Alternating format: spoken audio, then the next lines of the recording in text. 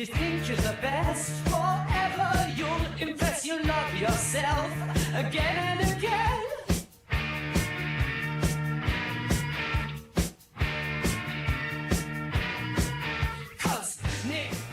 Welcome, my friends, to XboxEra. If you're new here, let me fill you in.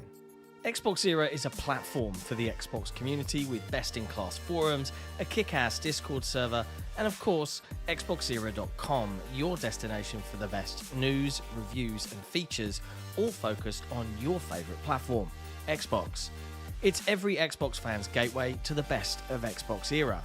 Our incredible podcasts listened to in over 50 countries worldwide, our in-depth reviews, our own merch store for the coolest in gaming threads, and of course Day One, where you can track, rate and discuss your favourite games on Xbox Game Pass. We're a small, agile and independent publication, and importantly, we're completely funded by you. If you value having a publication truly focused on your preferred place to play, you can become one of the cool kids by supporting us directly via Patreon. Just head to patreon.com/XboxEra. You get cool swag and awesome perks, and we get to keep doing what we do. Become a part of the best Xbox community on the internet and help us grow even larger. Thank you for your support. The XboxEra podcast is only made possible by the support of our amazing community, and in particular our legendary and growing army of Patreon supporters. Our executive producers, Top, The Scarecrow 121, Peter B, Not Jack, Mohammed Sherez, Kevin S, Korkenstein, Jordan White, Jordan Andau, Frankie C, Terran H, and Britt. Our amazingly generous grand benefactors who take their support and dedication to XboxEra to another level. Crowd56 and Assassin. And then there's our boss, our leader, our shining light in times of darkness, the one and only XboxEra's CEO, Torn Raptor. You guys are all fucking awesome. If you enjoy the content XboxEra produce and want more of it, and you're not a patron, consider heading over to patreon.com/XboxEra, pledge your support, and get cool swag in return.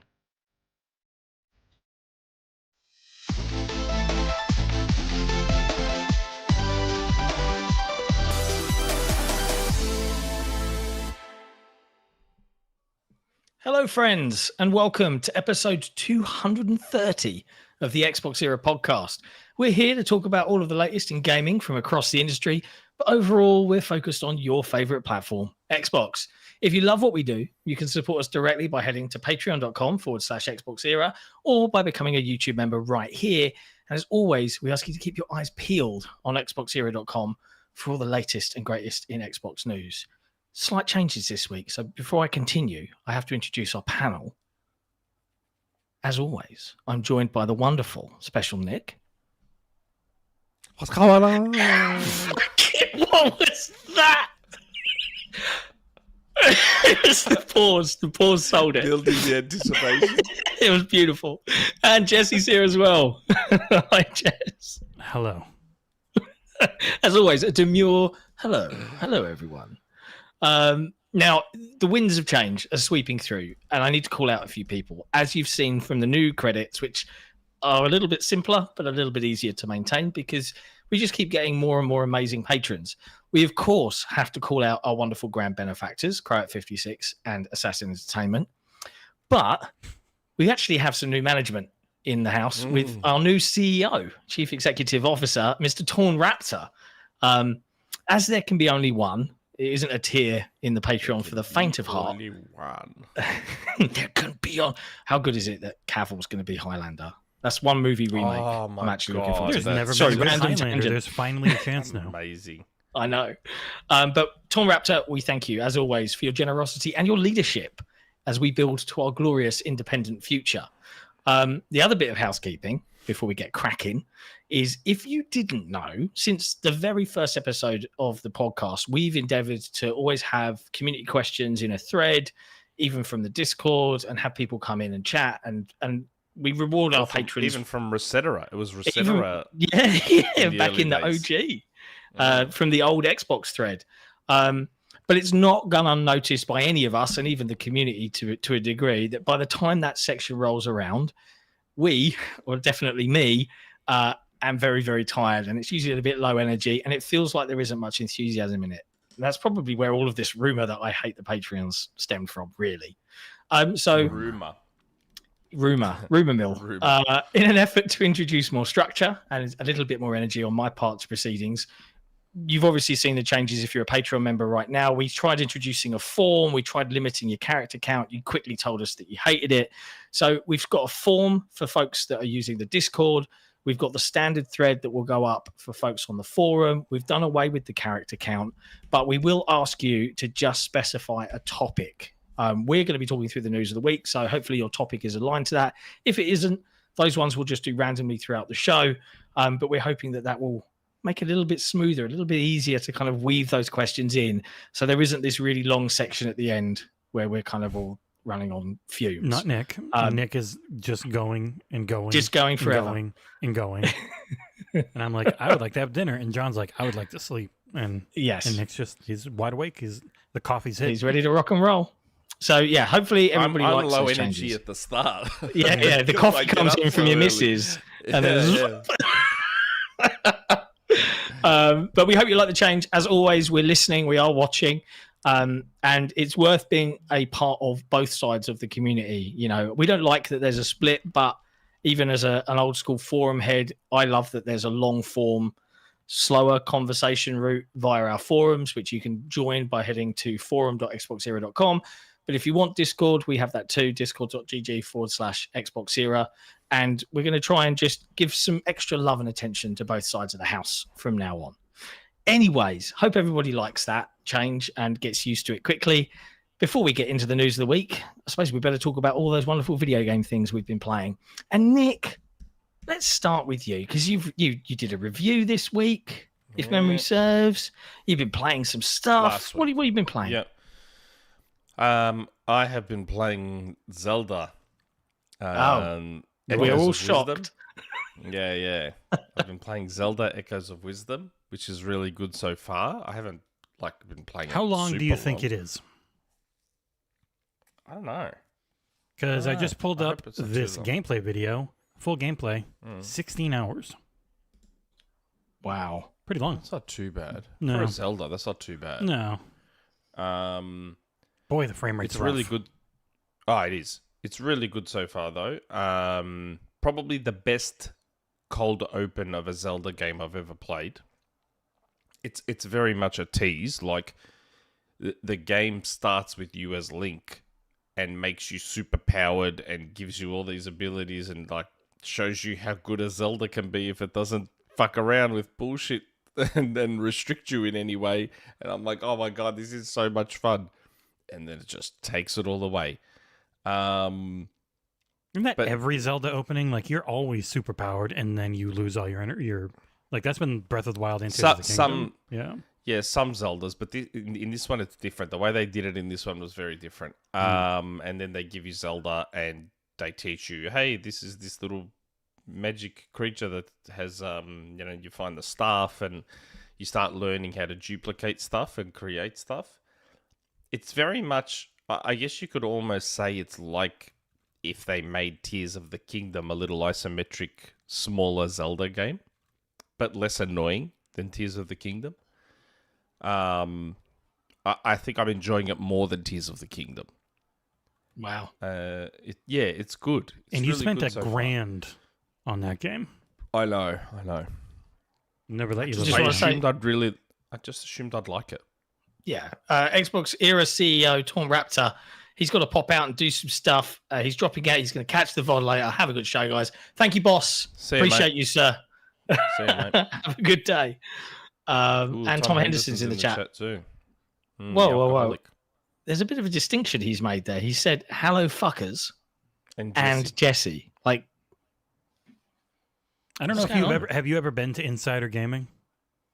They got a lot of SEO articles, and fans of us who keep peppering me about it on the Discord because it pops up in like our Google feed, even though we don't have it listed on the front of the site, have seen all the SEO I've been writing. So I bet you Tom appreciates that, just as a fellow SEO maven. I wrote an SEO article. Yeah. I wrote a few this week as well. John did one. Is Mechwarrior 5 coming to Game Pass? And it got 600 views in a day. And it's disheartening because you can spend 100 hours on a preview or a review and it can get 1,000 or 2,000 views. And you're like, cool. And then you can spend 5 minutes answering a really basic question and have it get, I've had some do 13,000. And welcome Lynchpin, who has just joined the XboxEra Patreon. L1. What a legend. Another legend enters the fray. Immediately adding. I mean, the most gutting one for me was the Splitgate 2 interview because it was half hour of transcribing, a half hour of audio. So it was thousands of words and it was long and very monotonous. And then it's like 100 views. Fuck! That's the way it goes. Let me add you and Mr. Lynchpin. Thank you, Lynchpin. Thank you for the support. Thanks, we appreciate you. I'm actually seeing some people excited in the chat about seeing Zelda on screen, which is good. So, look, it's reviewed really Zelda. well. Unlike John and myself, yes. we were both wearing this shirt when I came on. Yep.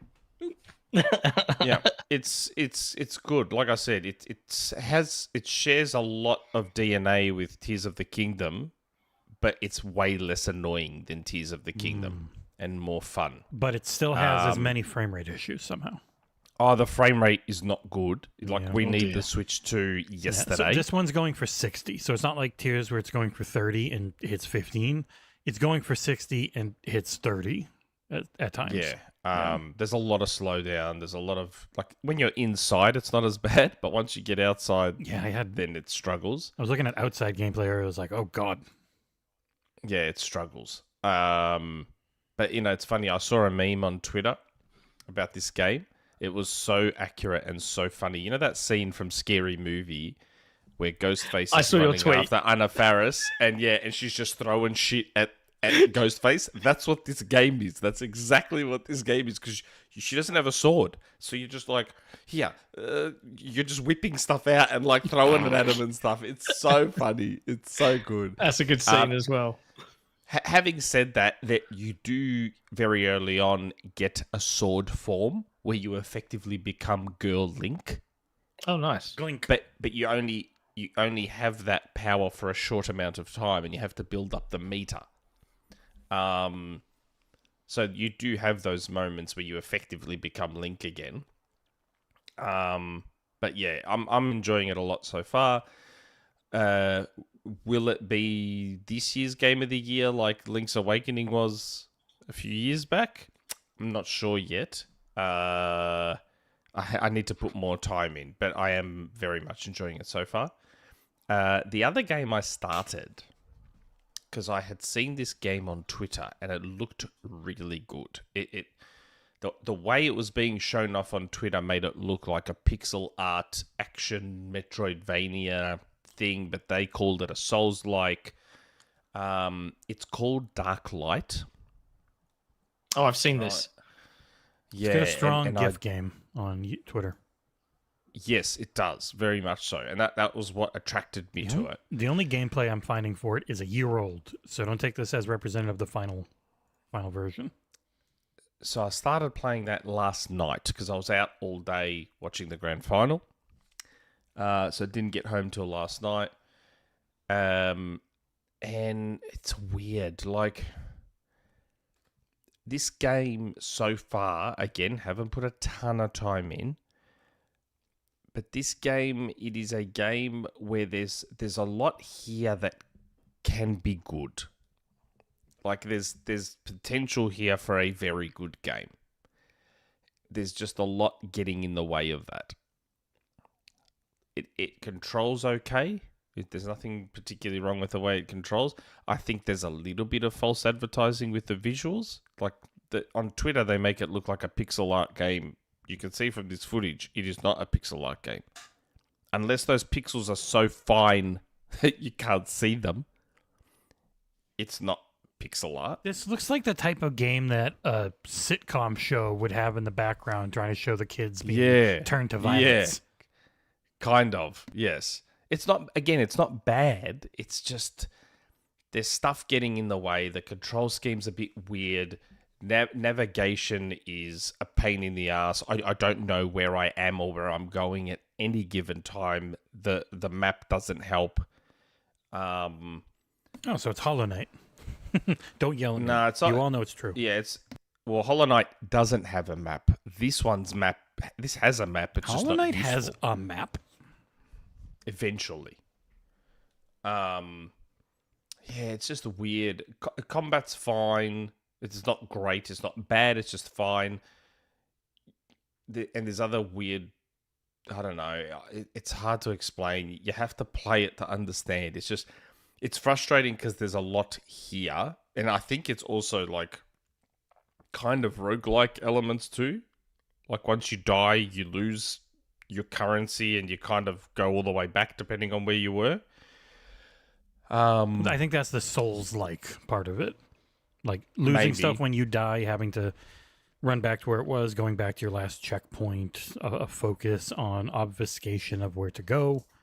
Like those are a lot of the roguelike or friggin' Souls-like stuff that people pull from. They just don't realize that From makes really interesting maps that are fun to explore, and that is a big part of why that system works. So if your map's kind of and you don't really know where you are, what's going on because you don't have good level design, it's not fun. And that's really hindered me in a lot of these 2D Souls-likes that I've tried. Xbuds is saying in the chat, I didn't realize there's a graphical setting in dark light to increase the pixel density. You can make it look 240p. I didn't realize. That's cool. Yeah, because I'd seen it on Twitter, and on Twitter it was all pixelated and looked like pixel art kind of thing. And I was like, oh, that looks really neat. And then I played it. I'm like, that's not pixel art. It's all clean and like a 3D model and stuff. So if there's a setting, I'll change that setting because I like the pixel art look. Yeah, my biggest gripe with this game so far is getting around and knowing where the hell I am at any given time. I just keep ending up going through the same two places and I can't get to anywhere new because I don't know where the hell to go. Which is a fairly cardinal sin in this kind of game. There's potential here for something very good. There is potential. It could be something great, but if I was giving this person, I assume it's a one-man dev team. If I was giving them advice, I would first work with, make it so I know where the hell I'm going at any given time.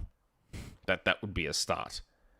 I think the combat is okay. I think it's good enough to stand on its own. But yeah, control issues and stuff. And is Jesse talking and he's muted? Yeah, I was talking to her over there. Okay. Yeah. So and yeah, this definitely looks like it's got some jank in it, but this footage is a year old. So Yeah, no, that's pretty much how it is now. Oh, That's well, there pretty you go. much how it is now. Again, I don't mind it. I'm just not loving it. It's... Yeah, and what Xbud said is right. It's trying to do too much. It is. It's trying to do a lot. It's trying to explain a lot. It's weird. It's weird. I feel like that's a hoping lot of I'd like games it. nowadays. They try and do a little bit of everything. why, John? Yes. And it's this- kind of this- like jack of all trades, master of none scenario Yeah, a lot of the time. This game could use a shit ton of streamlining and simplification, and it would make a massive difference to the game. You know what else could? Massive difference. A game I reviewed this week called Shadows of Doubt. It's funny enough, it's going through one of the funny intros. It is an incredible looking detective simulator trying to procedurally generate a city block. It's not really a very big city, but it is a very dense city block because you get skyscrapers that can have like 12 stories of stuff to go through. Every NPC has a name. Every NPC has a routine they go through. Everything is simulated. I had to play it on PC.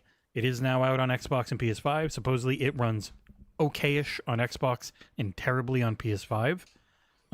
It is incredibly CPU heavy, so that would make sense for that part of it. It has a problem of trying to do way too much with a very small dev team, and it can be a buggy mess. It can be very easy to cheese.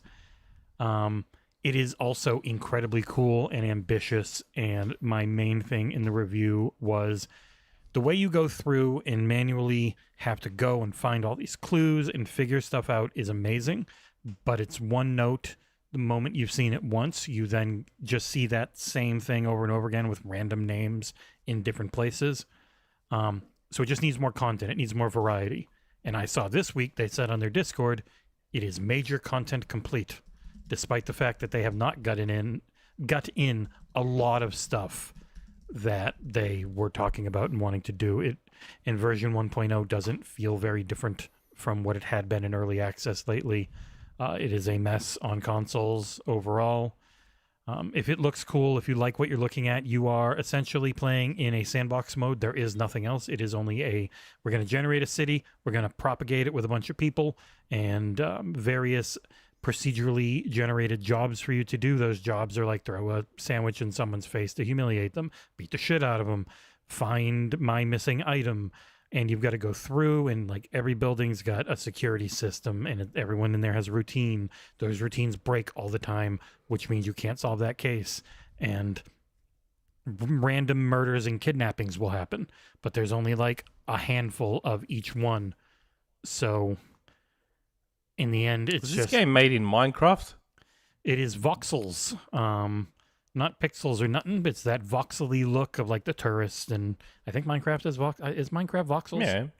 Yeah. Yeah, it's that style of graphics, which John's trying to talk about, but he muted himself. Yeah, no. I'm gonna pause the conversation for a moment. Hmm. Question mark, dear friend. I don't think I've seen your name in the chat before, so welcome. Look, we're not like other YouTube channels in that we don't get into the whole toxicity and just spamming out bad faith arguments and calling people into question. Normally we just carry on, but yeah, we don't really give a shit what As1 Gold said. But we are going to be talking about that story. And we'll talk about Ubisoft. I don't know if anyone's being toxic. No one's being toxic. I think it's just like lol. My only exposure to Asmon, I've never watched Asmon Gold. I've just seen people on my For You feed bring up, and I've noticed his that living his conditions. He just lives in filth, it's and a like meme. apparently at this point, it is pretty much accepted that his room is just a. I mean, he makes as a enough neat money. freak. Yeah. Hire a cleaner. As a neat freak, I see what he lives in, and I'm like, okay, so this dude just lives in his own filth. Like, isn't that most gamers? Yeah, it's mostly I don't know, like is his it? channel is essentially now just watch other people's stuff and react to it channel. Like that's all he does. A lot of the people he watches and a lot of the conversations he has just it's whatever. But back to Shadows of Doubt. It could have been great. They bit off more than they could chew, and now they seem to be washing their hands of it. From what I've seen from a lot of the current reviews of people who had been playing a lot on PC in early access, like they were going all out, doing tons of stuff right when they started early access, and then it's really died off over time, and people were surprised at the 1.0 announcement and release because the game doesn't really seem any different. In fact, it's broken more than it was before for some people. It's rough. So as amazing as this was looking, it was really disappointing. I think I ended at a 6.8, and knowing that no new content's planned for like the major stuff that is the main thing it needed, it's just always going to be that for me. And I've seen I've read some like 8s and 9s, and they're all about how cool it can be and not about how cool it actually is. Yeah. The potential of this product is this whole clockwork city you're going through, and everyone's got an apartment, everyone's got a job, everyone does their daily routine. You get a case, and you've got to, like, all the jobs you do suck, like every single one of them, except for a small handful. They break all the time. If you get like, oh, this murder happened 2 days ago. Okay, well, all the evidence is now gone because over time it just disappears. And so you can never really solve it. And there are lots of bugs like, oh, you see this caliber pistol round on the exit wound, and it never matches the actual kill weapon. Like lots of small issues like that hopefully they do fix that stuff. But the main thing for wanting to play this more than 5 hours is it needs more variety, and that doesn't seem like it's ever going to happen. So it was pretty disappointing. Oh, that's a shame. That's a shame. I know you've been playing that. I know you've been streaming a lot of Star Wars Outlaws this week because you you mainlined that one for review. Yeah. Now you're actually taking your time with it, right? Yeah, so that one was I would have had a week, which would have been fine, but we were at Gamescom, so I was playing it occasionally on the Legion Go, which could just barely run it in battery mode. So I ended up coming home and I had 2 days and I just mainlined the story as long as I could. I got right near the end and then I had a bug that soft locked me out of it. Thankfully, the full release version worked. And so I spent 2 more hours and finished it off. Really enjoyed it. It's a solid game. Looks great. Runs well on console, but it is a soft image. So if you're always looking at it, like, it doesn't look that good. I think in person it looks a lot better. And it definitely is a game that you want to like live in that world. You want to live in that character once you're into the open stuff and more focusing. God, my footage on the Legion goes so bad because I was trying to aim while on a plane. I really like Star Wars Outlaws a lot. I see even Jeff Grubb saying he really likes it. I've seen Jeff Gerstmann saying he really like it's a favorite game of the year. Like, it's a really good open world, more stealth focused game because you aren't a Jedi or anything. Hindsight will be kinder to it, I think. A lot. It's had issues with the Star Wars itself not being at its zenith. A lot of, I don't know, there was a lot of anger around this game, like the whole Jabba the Hutt. You get an extra mission if you buy the gold edition. It's like, you only get to see Jabba the Hutt if you do that. It's like, no, he's a huge part of the main campaign. Like, there's always been a lot of anger around this one. Some of it grifting anti-woke garbage, but some of it just also angry at Ubisoft because they're a shitty company. We'll get into that. Don't worry. Ubisoft, massive as a developer, has now made 4 games that I like all of them. I love The Division, loved The Division 2, loved Avatar Frontiers of Pandora despite hating that IP, and loved Star Wars Outlaws despite being relatively lukewarm on that IP. Because Star Wars mainline movies have always been bad, and people are finally remembering and realizing that. They've never actually been very good. There's now been some good Star Wars stuff, like I loved Andor. That's a legit amazing show. Mandalorian, man. Yeah. Nah. I'm kind of meh on all of it, but that's just me. Yeah, Andor is legit prestige TV. And I liked Ahsoka. What can I say?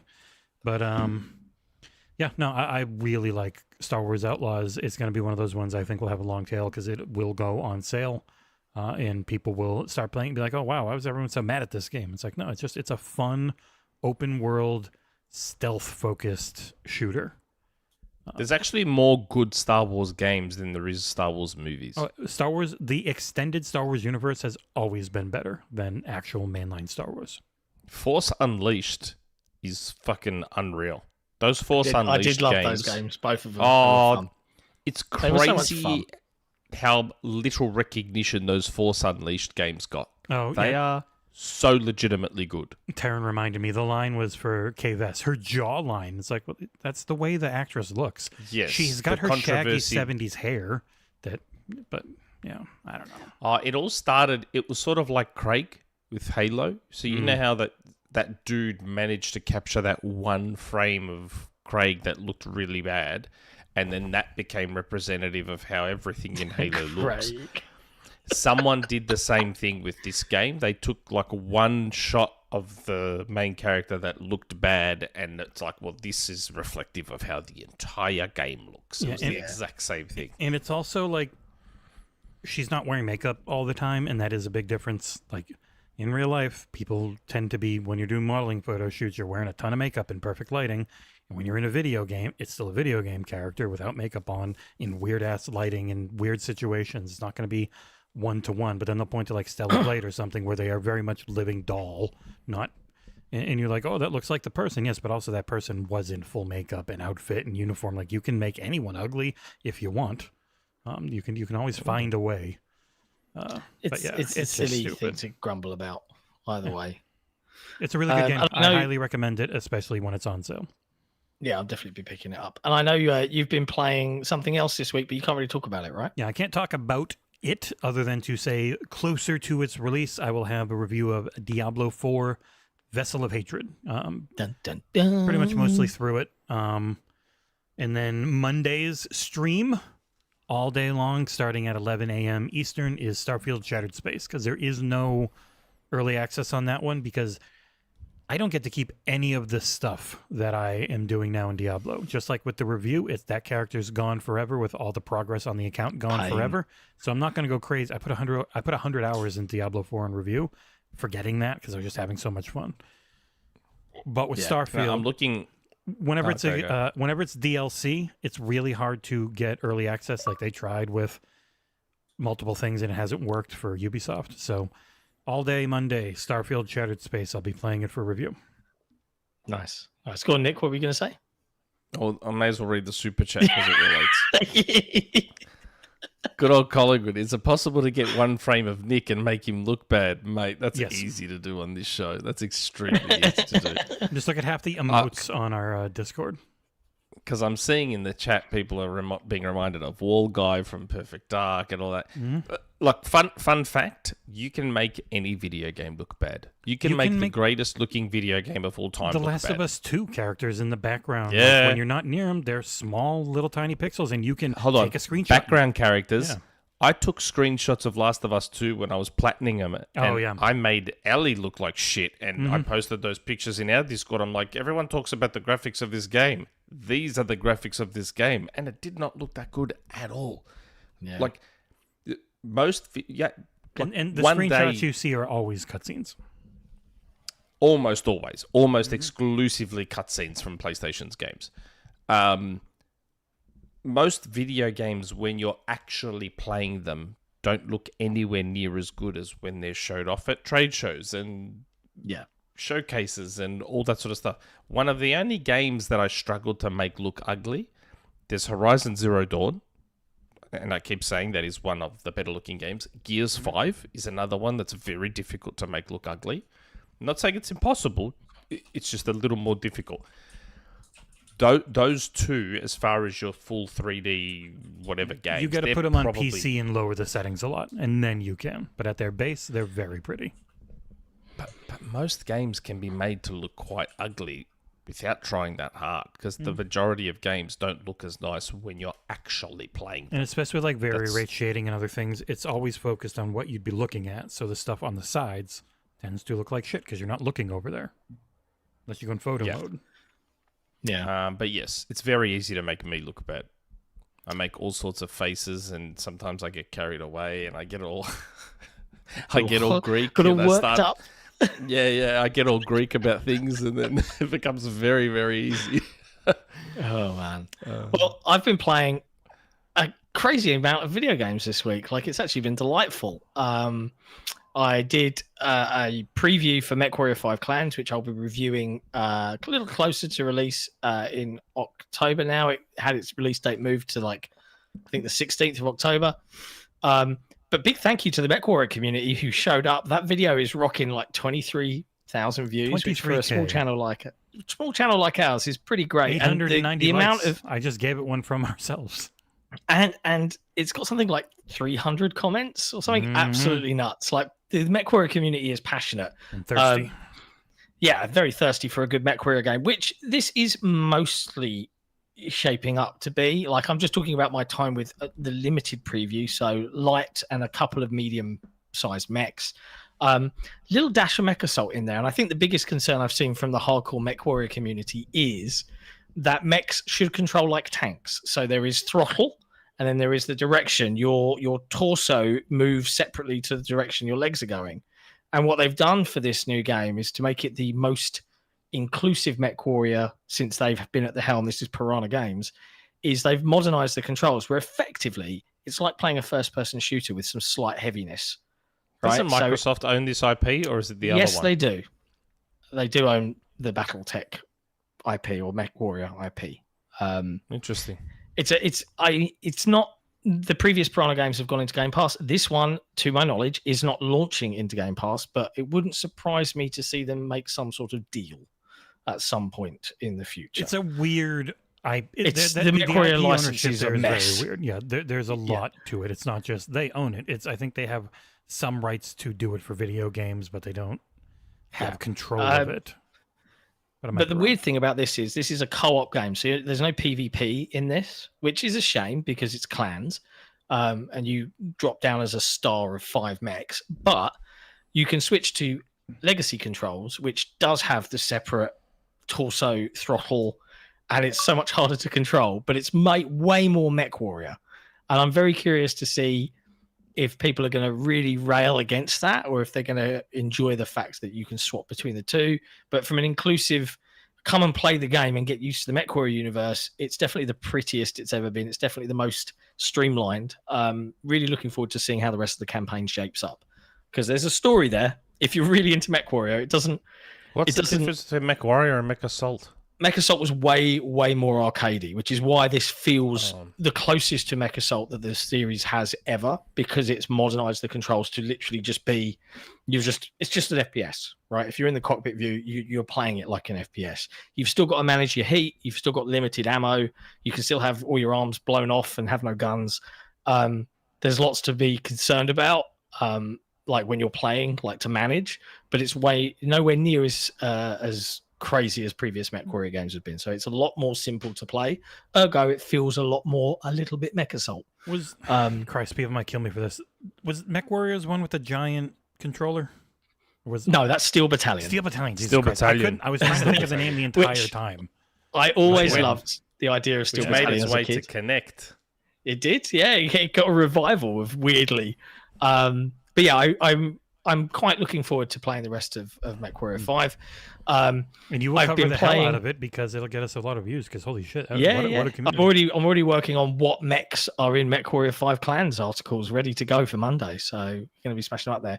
I've been playing a lot of games thanks to my Asus ROG ally and Propaganda PR, who wanted to get us some stuff to check out for Game of the Year. Oh, lovely. Thanks, Propaganda, who, funnily enough, are taking over and working with the folks at Annapurna following the exit of all of their staff. So Propaganda are stepping in a little bit there in that weird story. But yeah, so been playing a lot of like different bits and pieces. I've had Space Marine 2 running on this thing, right, which is nuts to me. And it runs pretty good, as well as Helldivers 2 and Starfield. And I'm just like, this is really impressive. I've been playing the drop that we got on Game Pass for part of Tokyo Game Show. All You Need Is Help, which I know it's a 4-player cooperative puzzle game where you're controlling 2 or 4, I think, like 2 to 4. Oh, okay, yeah, it's 2 to 4, yeah. But it's basically like Overcooked meets Tetris. So you have some puzzles to solve. You all play around the TV, but if someone nudges the top of your whatever Tetris type shape you are, like you'll be knocked out of position, and you've kind of all got to work around each other as whatever shapes you are to complete different objectives and goof around. And there was lots of shouting at each other. It got very stressful. Ergo, really good fun. It's a neat little game. I'm going to try and play a load more of it, and I'll just do a little review because I don't think anyone's going to review All You Need Is Help. And it's quite cute, and it's very Japanese. You can when you've earned coins from playing, you can then decorate the little blocks houses, and you can get different colored textures blocks, and you can get uniforms and furniture and all sorts of stuff. So it's super cutesy, I suppose, but it's a good laugh. And then lastly, the big one is I am reviewing a new game that's coming from the team behind Greece, which I can't really talk about. I am reviewing Neva on Xbox Series X at the moment. And you can look forward to my thoughts on their newest title closer to release. And that's it. That's everything we've been playing. No, it's not. You know what else I've been playing? I just tried to play it now, and I don't know if my frame rate went funny on screen, but it did here because I played it on my Mac. Let me guess what you've been playing. Because it's in Apple Arcade. Balatro mobile. Yeah, I've also been playing Balatro. Oh, all of a sudden, release day, because what I did was I went into Apple Arcade. Balatro was there a few days before release, so I selected it, and it sort of pre-orders it. And all of a sudden, bang, Balatro just appeared on my phone the other day. I woke up in the morning. I was still in bed. I pulled out my phone. I'm like, oh my God, Balatro. I could hardly see, but I was still playing Balatro anyway. Yeah, he's so refused to call it a 10. Thank you to Woot at PlayStack for giving me one of the very limited Google Play codes he had because I really wanted it, but I'm yet to buy Balatro, even though I technically own it 4 times. I've bought it once. I've got it on once. PC, I bought it. Xbox Digital, Xbox Physical, and phone. I think I got a free code for Xbox. I think. Yeah, I think I bought it on Switch. I got it for you and John, I think. Yeah, I bought it on Switch, and then I got it as part of Apple Arcade on iOS. And it, it's number 1 in paid games on iOS. Doesn't surprise me. And it's $15. It's 15 Australian dollars. Good for local funk. He deserves good for all him. of the success. All of it. That's right.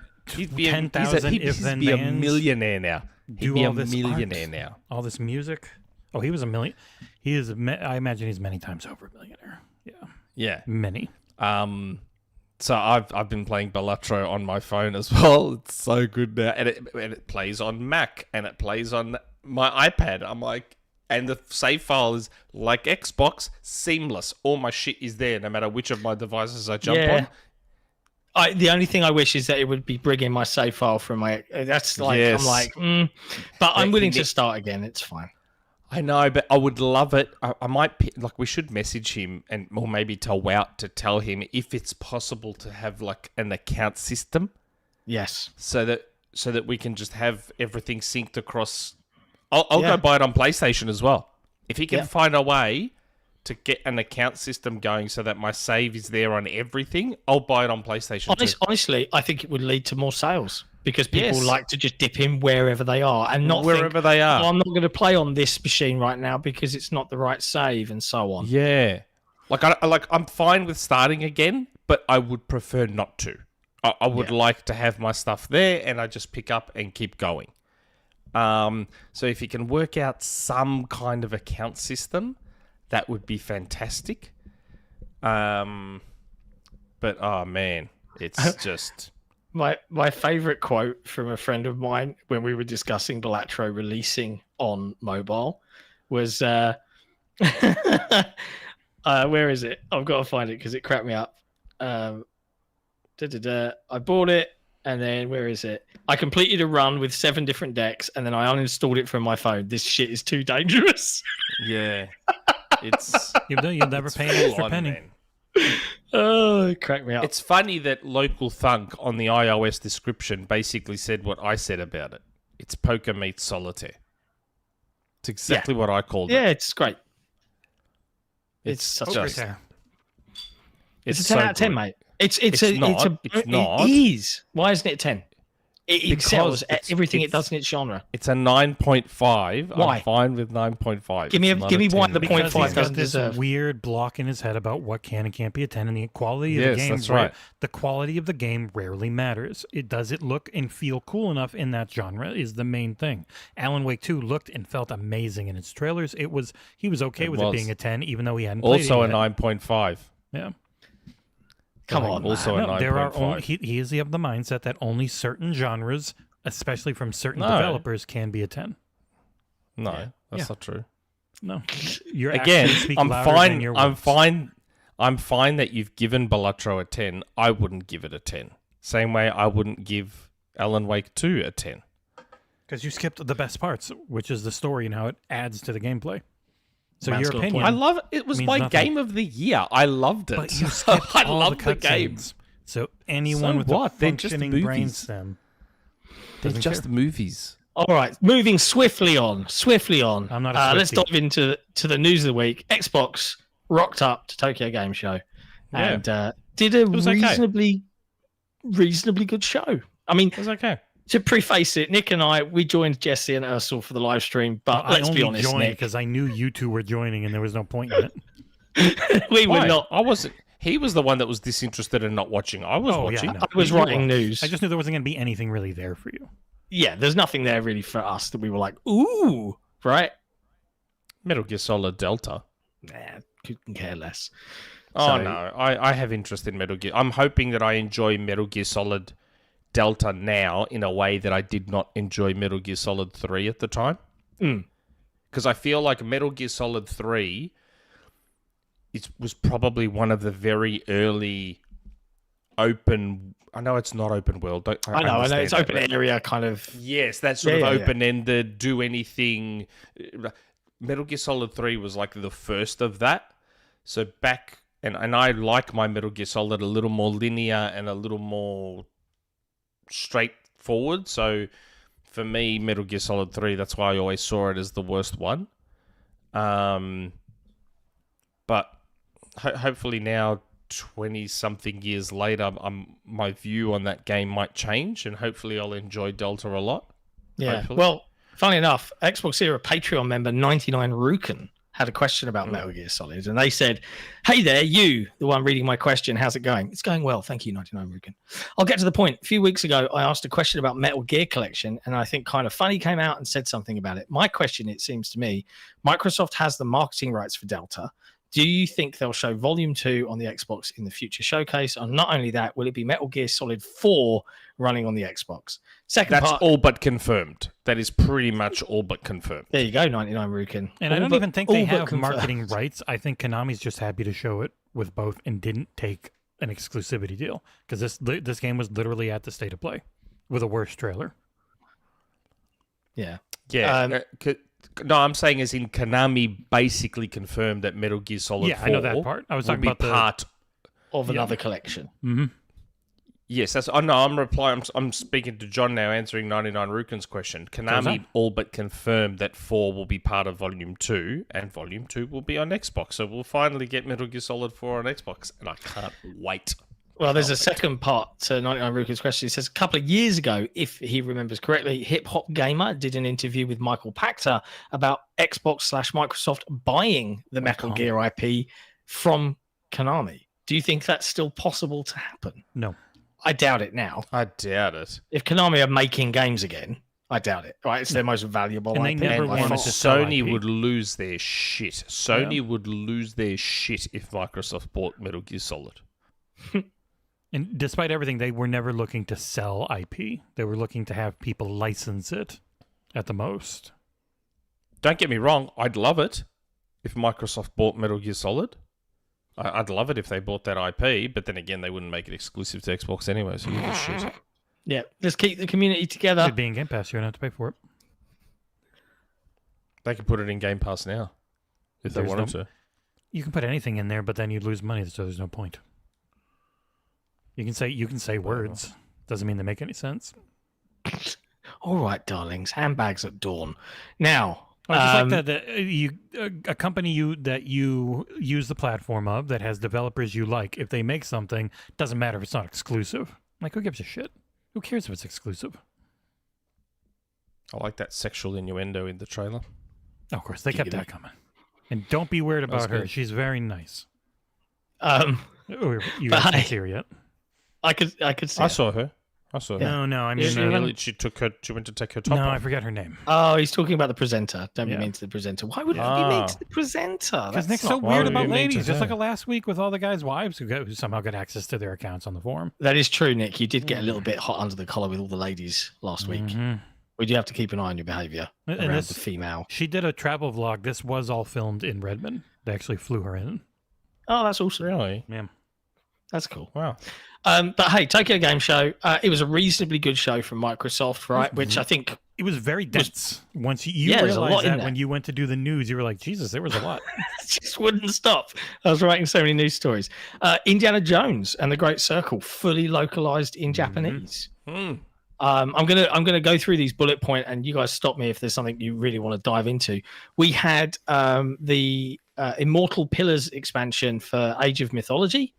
The new remaster Age of Mythology Retold is getting the Chinese gods, which was a previous thing, but I think it's being rebalanced because apparently it was a bit of a mess in the original release. We've got an Overwatch 2 and My Hero Academia collaboration. How cool did that look? It did look pretty cool. I don't know what My Hero Academia is, but that looked cool.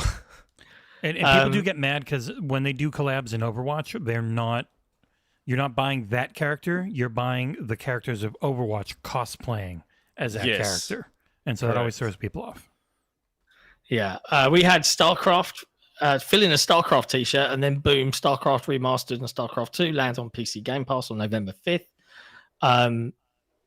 which is, people are like, are they going to do something with StarCraft? I think since then, Jason Schreier, in his book about Blizzard versus Activision, talks a little bit about a team that's been stood up to work on Did he? StarCraft game. Is that where we first heard about it, is it?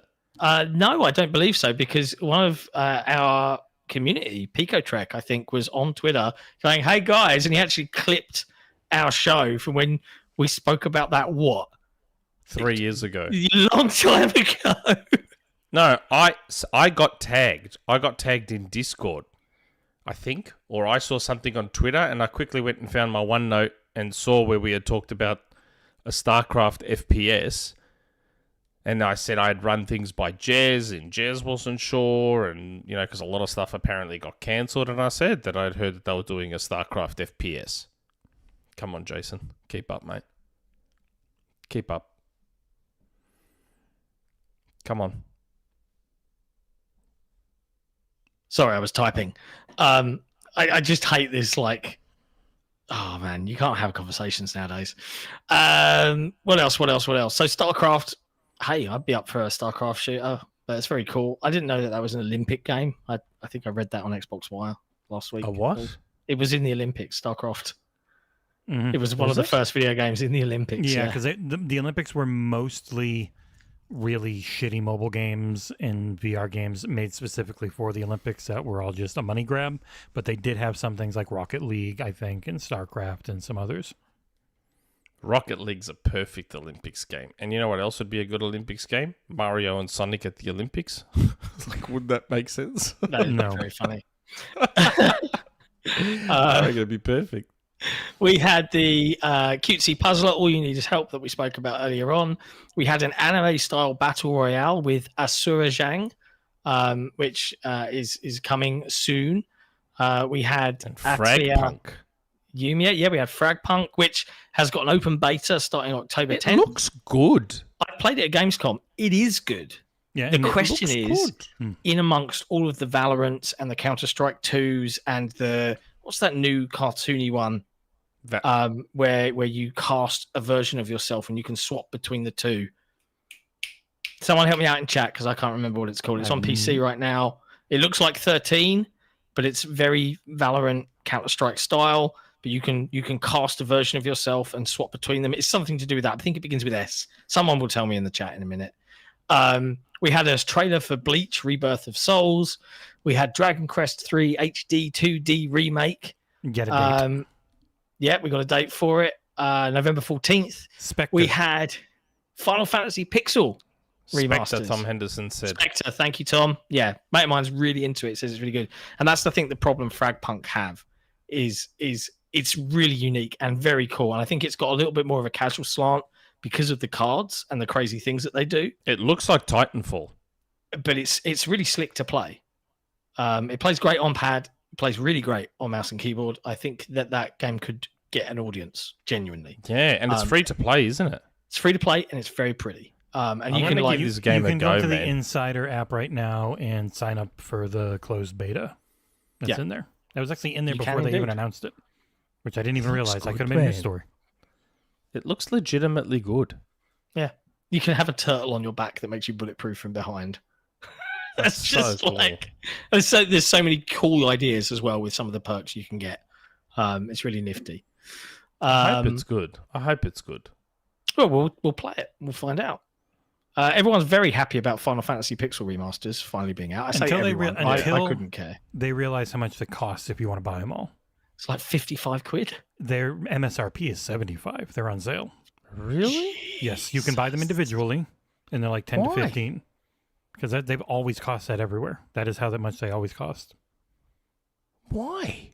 Because it's 6 games. But they're old pixel Super Nintendo games. But people pay. You can buy them individually, like 10 to 15. Or, go crazy. I got a code. Okay. Different horses for different courses. I have not played those since I had a friggin' Nintendo and Super Nintendo, and we used to rent games. So around Christmassy slowdown time, I'll probably do some streams of them. Oh, nice. What else do we have? We had the HD remasters of Legend of Mana and Trials of Mana. I told Miles about that. onto Game Pass. I bet Miles was very pleased. He was when I told him. He had to keep his mouth shut for a while, but I told him a while back. Must have been delighted. He was. And then I sent him a message because he must have been sleeping during Tokyo Game Show. And I sent him a message saying, told you, buddy, there's the Mana Games. And he was so excited. Tokyo Game Show would have started at 3 a.m. his time. Oof. Yeah. Yeah. You'll understand if no one was awake for that one. Metaphor and Fantasio got another trailer. There's a demo out available now, and your save progress can carry over. So if you're really interested in That another looks Persona very type trendy. game. It looks extremely trendy. I have no interest in playing it, but artistically, it looks very trendy and yeah. I like seeing them doing something not high school students, because that's what they've been doing so much outside of Shin Megami Tensei, which is then more weird. But like Shin Megami Tensei and Persona and all that, where they share a ton of stuff. It's why they do so much with them. They even reused them in the one I reviewed that I can't remember the name of. That was in Game Pass. Christ. But yeah, this one looks names. What are these names that they use? These Japanese names. Metaphor Refantazio. What does that mean? It's a made up word, right? It's like Bravely Default. What does that mean? What does that mean? What does that mean? Sounds cool though. Well, it's like Attack on Titan. Does when it? It was supposed to be the Attack Titan, but they messed up the translation, so it became Attack on Titan, which never made any sense if you watched the show or read the manga. Yeah. Okay. What else? We had Yumiya? Yes. Yeah, I mentioned that one. I think I just No, it's just spam playing through it now, rather so I threw it up quickly. again. By the way, Fair enough. one of the main things the guy talked about was like, I was really influenced by Halo. Halo. Yeah. Is he just saying that because he's on an Xbox show though? Maybe. Do you know what I mean? I was like, really, bro? Really? Halo? Okay. Well, I guess Halo's open world's very in Halo. influential. God, Halo very. is an all-time great game. They're just so into gigantic boobs in these games. Who isn't, frankly, into Aren't we all? gigantic Western Western gigantic woke dev boobs? scum. Oh, what? We had a kind of trailer deep dive into Slitterhead, which is a horror themed action adventure game. Looks much better now. Looks much better. Yeah, It was very looks super janky cool. the first time. Yes. Yes. That's coming out on November 8th. There's a lot of stuff that Cengiz and us are going to be all over, right? Third person horror, Driver San Francisco. Slitterhead. I might steal Slitterhead. I don't know. We'll see Oh, what the timing okay. is. I'll have finished Dragon Age, Third-person and then I don't horror have driver. anything until Stalker 2 and Flight Sim, most likely. So Nice. We had Starbites, a turn-based RPG, drop a I thought trailer. Starbites was the mech thing. It is the mech thing, yes. That's a you're quite turn-based right. RPG. That did not look like a turn-based RPG. I know, in the right? video. It's a turn-based RPG. Weird. We had Suikoden come back, show off some features and stuff for its 1 and 2 HD remaster. That was a big thing. Next March. That's coming March the 6th. My God, no, the big mech thing was Sin Duality Echo of Ada, which is coming out on January 24th. Starbites was a super anime, weird, like very almost generic cutesy one. That's right. Yes. Yeah. Correct. Oh, that's right. I completely forgot about the penis and bum enemies in Slitterhead. Penis and bum enemies? You weren't watching the show, were you? There's I was these typing up enemies. news. There's these enemies, and all these enemies is a giant penis with a bum on 2 legs. Wow. That's all these enemies are. They're just a big sounds kind of penis. scary. Yeah. It's like, dude, what is this game? What is happening right now? Okay. I'm kind of seeing a lot of slithering tentacles That's and stuff about right yeah. now. Mhm. That's a big praying mantis made of snakes. I don't know. We had a very cutesy trailer for Tanuki Pond Summer, which is Yeah, that looked cute. Yeah, BMX Crazy Tanuki Taxi. Tony Hawk. Yeah. Yeah, Dave Mira. So maybe that one's for you, Nick. I don't know. Little one not. for you to dive No, into. because there's do like a little lot of review? Probably freaking not. building and community stuff. See, and- look. Yeah. Look, John. Did I'm you see looking. them? I missed it. Ah, Jesse bloody rewound it. Oh, okay. There they. Wow. Okay. I mean, is that what Yeah. your penis looks like? Mine? I wish mine was that long. What are you talking about? I not wish 7 mine feet was tall. that long. Oh, and on legs. I don't care. Everyone I'll, degree angle. I'll Tanuki deal with the Hawk. legs if it's that big. I'll deal with legs if it's that big. Oh man.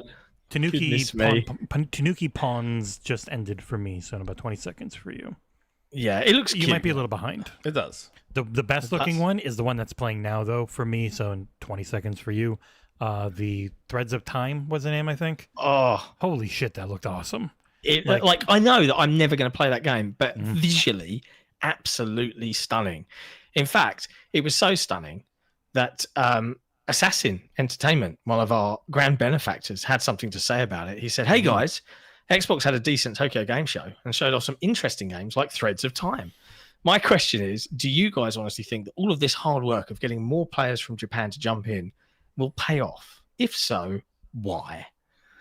Do we think that all of the hard work in putting Asian and Japanese games on Xbox will pay off? I think Not this generation. No. And not in hardware sales, in controller sales, because I think the main thing for that area for now will be cloud. Yeah. Well, they're going to have a handheld. So the For now, combination... Yeah, I'm saying right away. Yeah. Yes, so I think this will pay... And this is why Microsoft needs to stay the course and not fucking do what they did with the 360 to Xbox One. Keep this level of commitment, which will lose money initially. Keep this level of commitment... Keep this level of commitment up through the next gen, and then that combined with the handheld, they'll start to see the fruits of their labor. But if they give up on Japan next gen and then they go, "Here guys, here's a handheld," and Japanese people are going to be like, "Who gives a shit? There's no games we care about." They've got to maintain this level of commitment to all these Japanese games and then combine that with the handheld. Yes. And that's when they'll start to see the fruit of their labor. I can't disagree with that. If they want to live, breathe air, drink water, eat proteins and fibers. Like, all right. Oh, I know, but yes, I agree. It's a very different. It's a very different gaming. Necessary about that? You're just like saying, "Don't leave, and then you might win." It's like, yeah, of course. If they go, then it's over. Like, but you say that like there's no possibility they'll go. Because the way they did it before was throwing money at exclusives and not building up an actual team and focus on the area. And that has been a difference this time, where instead of just looking to buy some exclusives, they are actually building up an Xbox Japan and have programs for Southeast Asia that focus on, at the very least, parity on a lot of things with development tools and just straight up money for stuff. Like they've got. I agree. Yeah, but I'm saying keep doing that and don't stop doing that. Yes. Yeah. You assume they won't. I don't assume. No, that. I'm not. I'm saying they didn't have this type of system before. I would say the biggest issue that Microsoft face as an organization of that size is that some new leader comes in and goes, "Stop all that." And to Nick's point, that needs to not happen. Oh, I know. Because that is the nature of $1 trillion companies. Today's direction is we're going this way. Like, what? And everyone's like, "Ugh." This Japan initiative is not making money Right now. Cut it. It's also it's a very different style of, well, we paid a bunch of money and this game didn't sell. Instead, it is we've just got these support systems in place because they have over 1,600 games being worked on in the region coming to the console. It is a very different thing than we've paid for Blue Dragon and Lost Odyssey and a few other things, and that's our big push. But we'll have those, then you got to get an Xbox to play them, where now it is much more we just want to have everything.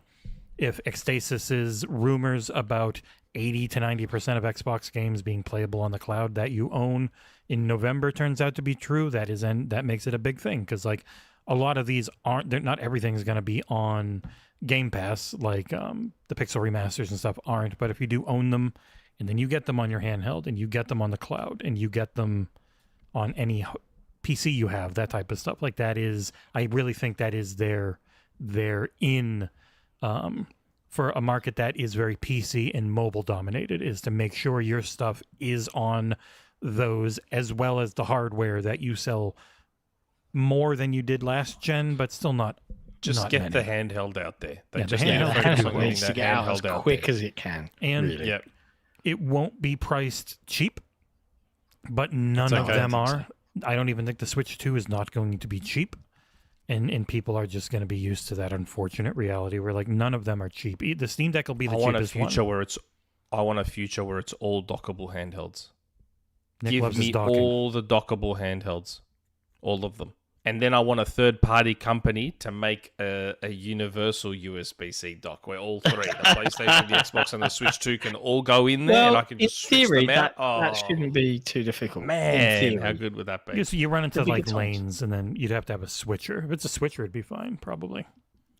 Last So thing we good. didn't mention, which dropped straight onto Game Pass that moment when it got announced, was We Love Katamari Reroll and Royal Reverie was now available on Xbox Game Pass. I've That never was- played one of We these went through games. everything. Neither I've have played I. them. They're moderately entertaining for a little while. They're not the best for me personally, but I've definitely played them.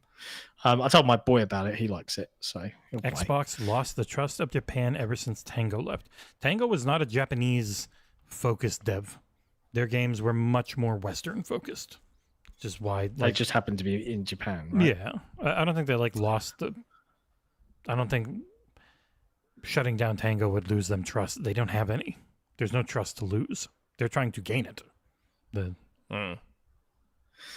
Yeah, we'll see. We'll see. I think it was a good effort from Microsoft. It was genuinely a good show. Yes, it didn't have the flavors of ice cream that I particularly enjoy, but I can recognize that for folks that love those sorts of games, there was a lot to snack upon as a part of that Just- hour-long show. So Just good for them hope they keep this up and they keep that commitment, going. despite not initially seeing a return on it. They won't see a return right now on it. They have to persist. I don't think it's been that expensive where it's like it is as big of a worry as it has been for stuff in the past. Because it's more I'm support sure in stuff for some now. cases, Yeah. I'm sure in some cases they're paying for ports.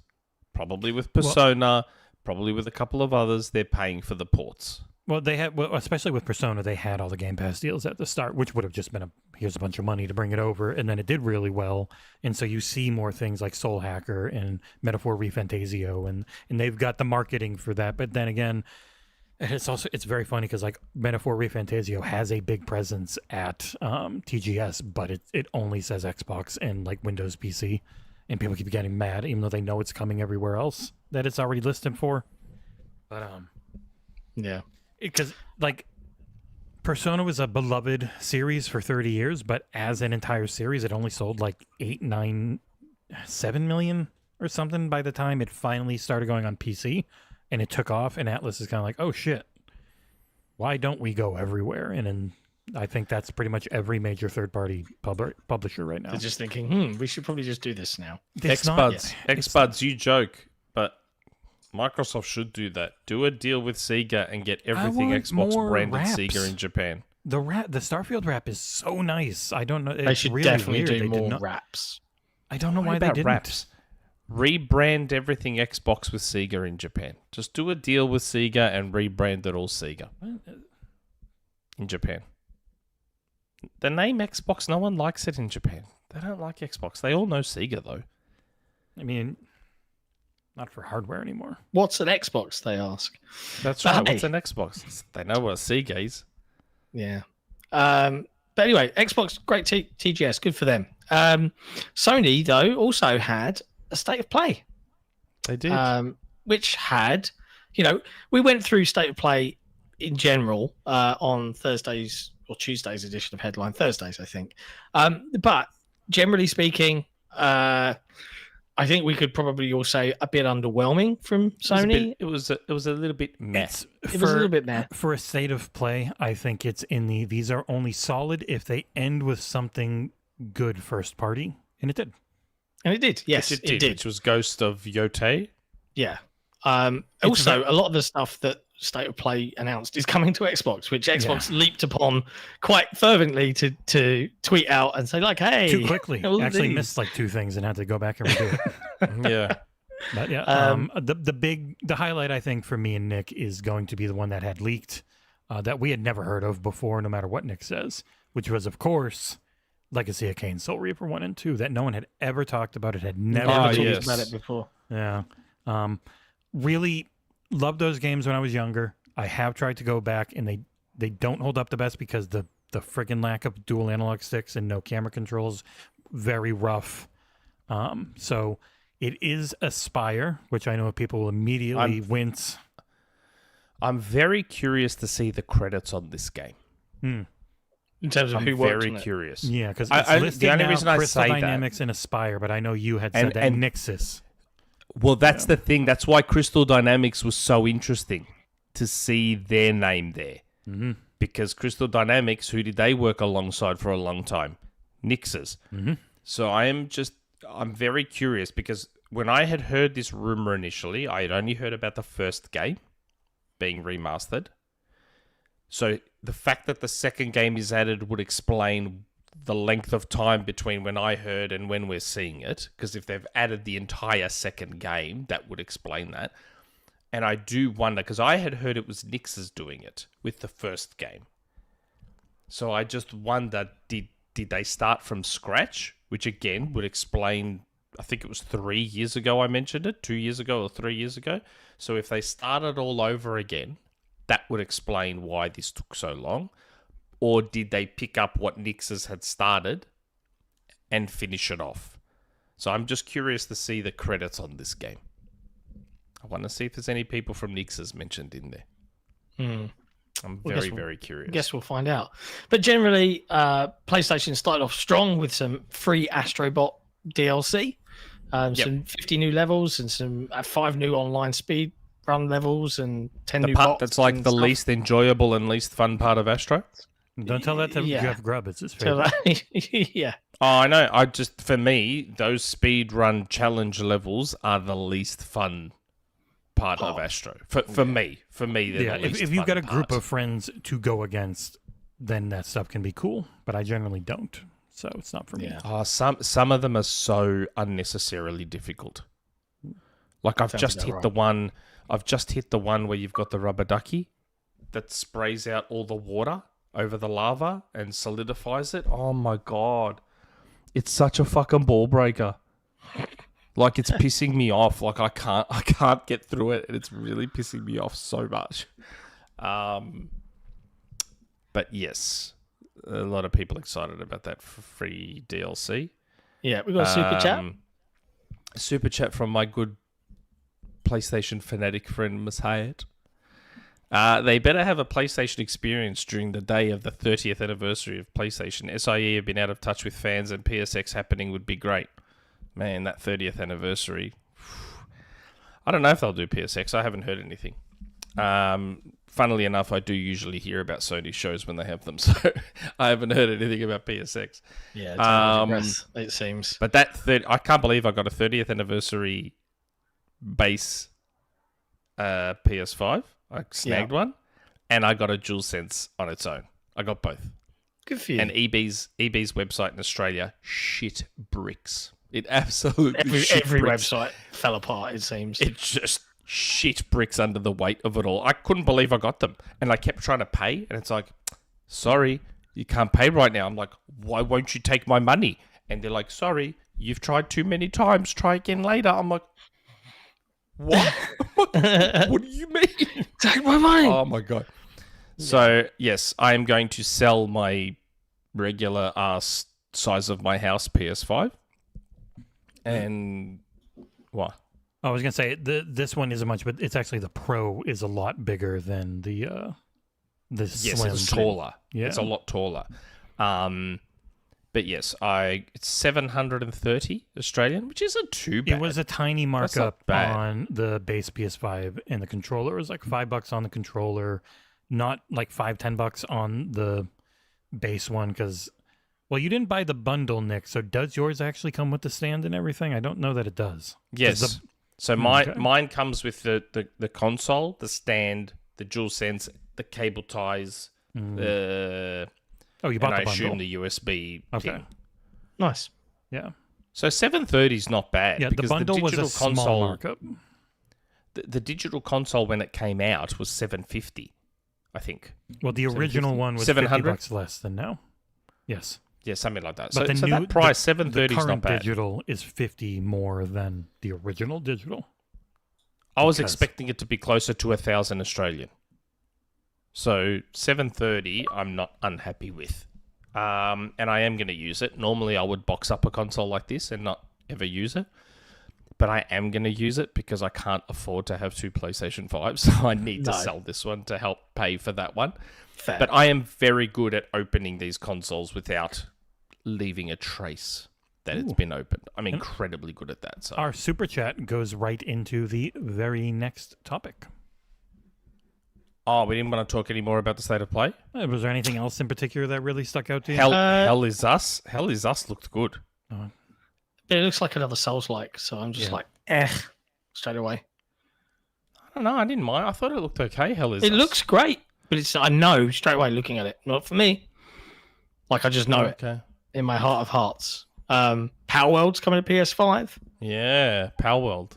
That's big. That's big. Horizon Zero Dawn Remastered is indeed Power World not in Japan on PS5. a real yes. Power World, Yeah, 'cause of Nintendo. Fan. Thanks, Nintendo. Nintendo are such dickheads.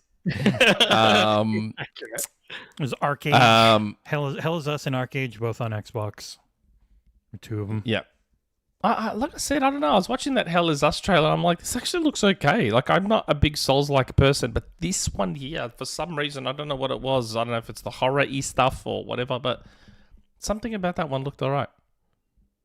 I don't know what it is. Fear the Spotlight is a PS1 style era graphically. Yeah, I saw horror that. game. That was cool. Yeah, that's coming to Looks cool. Xbox. That's cool. We should be on the list for it. Make John review Dynasty Warriors got a new trailer. That's coming out January it. 17th. That actually looked Yeah. really cool. It looks great. Yeah. Like, I even want I was 99 like, oh, I Nights wouldn't to mind. come back.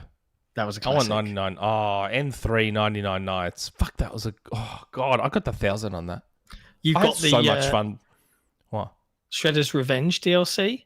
Yeah, Radical I bought Rep- it straight away. I thought They you did might. send us a code, Nick, but you don't have to worry. It was Steam only, not console. They Oh, didn't get was any- it? Oh, okay. Yeah, they don't good, have any good, for good, console. good. That's why I didn't say anything Oh, to good. you. Okay. We I got to hear bought it. It was like Keanu $5. as It's Shadow. like $5. Oh, Yes. done. Yep. Um, Keanu. And we had. I mean, Hitman obviously. VR. Yeah, Hitman VR. Yeah. That looked cool. Better. I feel so it's not new that Hitman has VR, but this is much better looking Hitman VR because the original Hitman VR was based on PSVR 1 and only had one hand, which is stupid because you have 2 in VR, and so only having one very limiting. The big thing about this, it's bringing 3 into having 2 hands and redoing a lot of it. So this should eventually go everywhere because they put this essentially a version of this already on the MetaQuest, but it's friggin' terrible. It just looks and runs so bad, way worse than it should. But so hopefully this will come to the PC version and replace See that. the VR. hands just then? I found that so weird when I was watching the trailer. His hands were going up to strangle the dude, and then all of a sudden they just went It's like that. Like there was no smooth It was- animation. it was funny. It's just a snap. They don't do full physics for the stuff, unfortunately. Oh, It's a it just looked VR very add-on. jarring. It's not a VR game. Like you're adding it onto the base game essentially. So it's like the thing you do in the game that would normally have an animation of you doing it. It just kind of snaps to Yeah. the animation of them reacting to what you would have done. Yeah, it just looked very weird. That's all. Okay, another super chat that relates to all this. Nick, Jimmy Yandel. Nick, what do you think of Nix's doing the Horizon Zero Dawn Remastered? And last year they said we're doing a lot more. Do you think it's tied to Soul Reaver Remastered? Well, like I said, I had heard that Nix's were the ones doing Soul Reaver Remastered, the first game. Horizon Zero Dawn, I'm very as useless as this remaster is.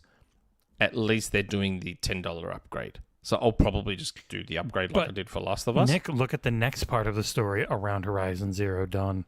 So if you already own it, which many people do, cool. Yes. But they did go back to They close a upped the price. loophole, and they doubled the price dogs. from $20 for the Horizon Zero Dawn. I have enjoyed Yeah. watching people doing literal backflips, Fucking dogs. literally to defend this shitty practice from Sony, as per usual.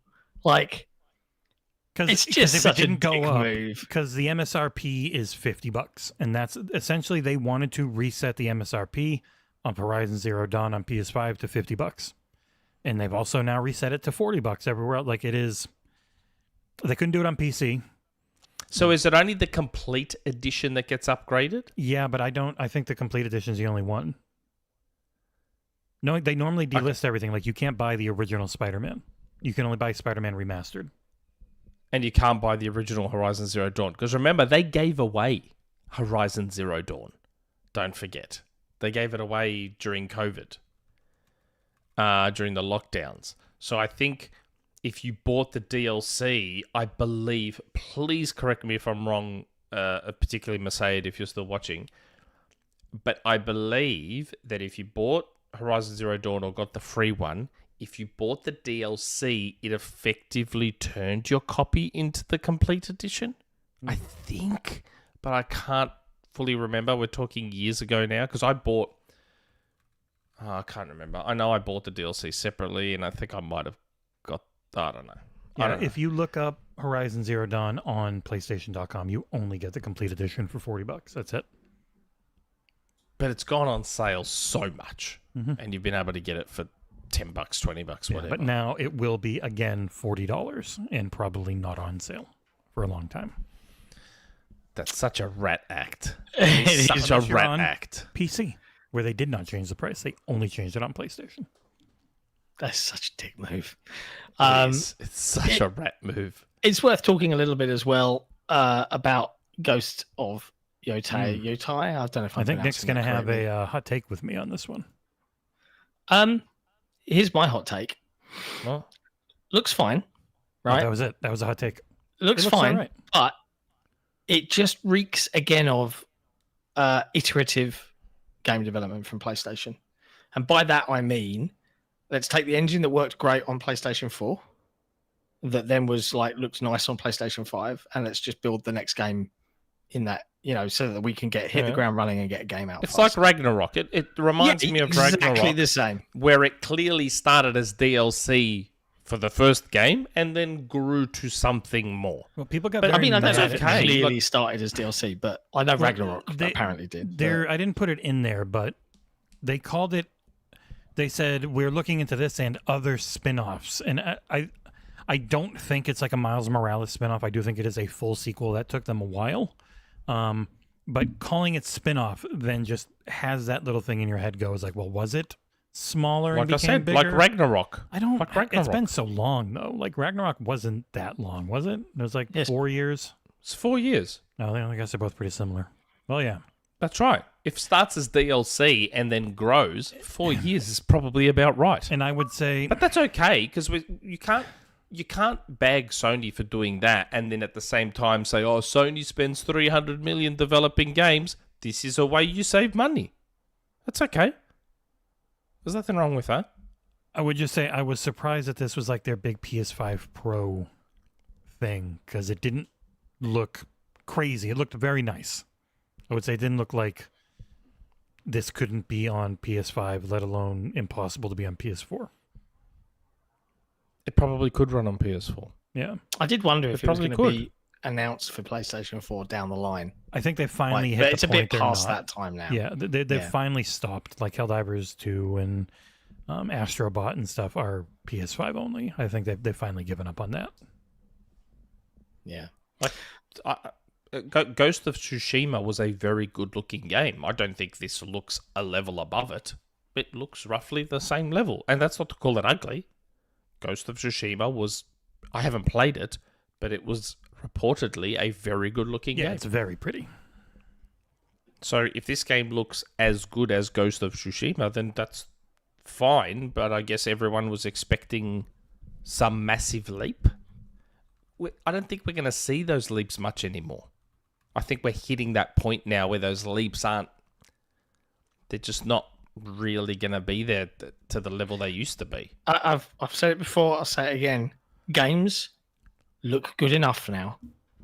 Let this be the limit and the bar. We don't need it to look any better, really.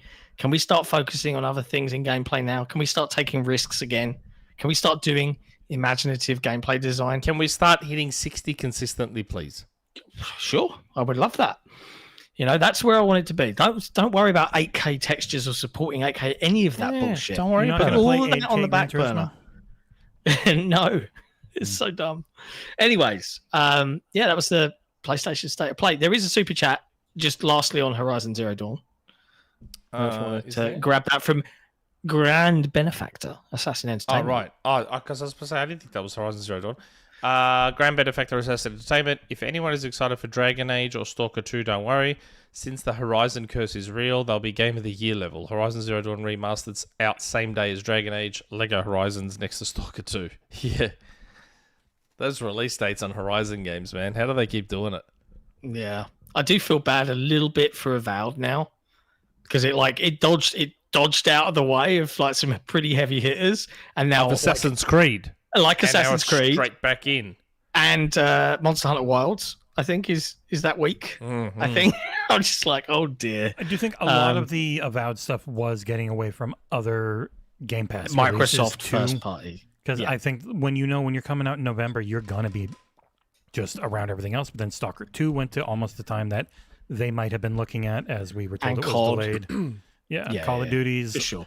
Call of Duty is officially out everywhere late October, and then you've got Flight Sim and Stalker 2, what would have been 6 days after Avowed. Like, I do think for their part, it's probably more, we're going to be stuck with a bunch of other shit from third parties, but for us on Game Pass, let's try and give this the big release of the month treatment. Yeah, fair point. Anyway, moving on. Speaking of Assassin's Creed. Yes, it is delayed to 2025, and my goodness, there's a lot of hoo-ha all around, swirling around this one. So We have a super chat about this topic too. we do have a super chat about this topic. Yes, I haven't forgotten about it, question mark. It's just I was waiting for the topic to come up. Before we dive into it, though, I just wanted to dive into one more community question from Patreon member Aboris26, who was just generally talking about all of the third-party games we're seeing from the PlayStation State of Play and all of the third-party stuff coming to Xbox from Tokyo Game Show. And they said, great third-party support recently. Most of the Nintendo Direct is coming to Xbox, all but the Midnight Walk, which is a PlayStation VR 2 deal from the PlayStation State of Play is coming, and a strong showing at TGS. How much do you think cloud as a channel is helping Xbox with third parties? That's an interesting one because I wouldn't consider cloud to be on any third-party publishers like, ooh, what is that a hot deal? But maybe I'm wrong because Sarah Bond is describing it as their fastest growing segment. But to go from 0 to 5% is the fastest growing segment anyway. So is it really that? And publishers would know that they are planning to get their games into cloud for people instead of it only being Game Pass. Yeah. And I still think most publishers would prefer their games not be shown off in a laggy, potentially artifacty state. Yeah. I mean, cloud's great as an additive. It is not yet the best way or the good way to play unless you're on GeForce Now. It won't ever be. Yeah. And GeForce Now not in our lifetime. You're paying for the service and buying the game generally. Like it's not that all-in-one thing that the Game Pass side of it has, which I do think attracts more casual people. Yeah. There you go. Anyway, yes, Assassin's Creed delayed. Yes. Kind of, there was definitely something going on because, as reported by Insider Gaming, there were some previews that were possibly scheduled and then they were cancelled. Then we saw that Ubisoft pulled out of whatever they were doing at Tokyo Game Show. And then they came out with a classic text in a box brand message.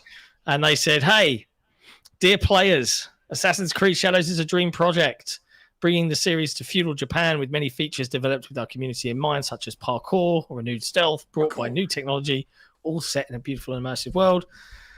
We need some more time, basically. I'm not going to read the whole thing out because it's a buggy long-winded. mess, supposedly. It's a buggy mess. We're releasing it now on February 14th, Valentine's Day, 2025, releasing on a broad range of platforms, including Steam. Pre-orders will be refunded. All future pre-orders will be granted the first expansion for free. So they're mixing things up. They're releasing Steam day one, blah, blah, blah, blah, blah, from the director on behalf of all the teams working on Assassin's Creed Shadows. Okay.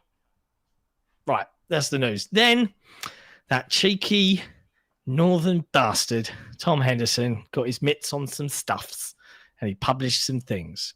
We had a board launching an investigation into Ubisoft's company struggles. This came via, I think, an internal memo from Guillermo. Is that how you say his name? Yves Guillemot. Guillermo. You never say the end of a French word. He's just missed off the last few letters. And there's so much to dig into here from where you. So where do you want to dive in first? The board launching an investigation, or Guillermo's but with Assassin's memo? Creed though, didn't their statement also mention something about the controversy? It's sort of tiptoed. Oh, it tried to say that we make games for everyone. We don't try to make any like hard stances because they can't seem to not stop stepping on their dick around the people, as we saw earlier in chat, being led by the chuds online who want to make it like anti-friggin' woke garbage. So yeah, so I think it's important we try. I thought this was already spoken about. It was. Back this when is the second comment they've made on it now. Yeah, Shadows previously wasn't a part of this. You're right, Nick. Your memory is correct. It just wasn't this announcement. They did a previous text brand message where they were acknowledging the conversation online, and it was like, why are you acknowledging that? Right, the game isn't racist. I thought this was put to bed. So, super chat. Spread some love. Try to understand Asian hate. What Asian hate? Like, come on, let's have the conversation. Right? I don't want to just shut it down. I don't understand. What am I missing? Here's how I understand it: is that the Japanese community. Now, I haven't seen anyone specifically anyone that is Japanese from the Japanese community whinge about having the only samurai you can play as a black dude.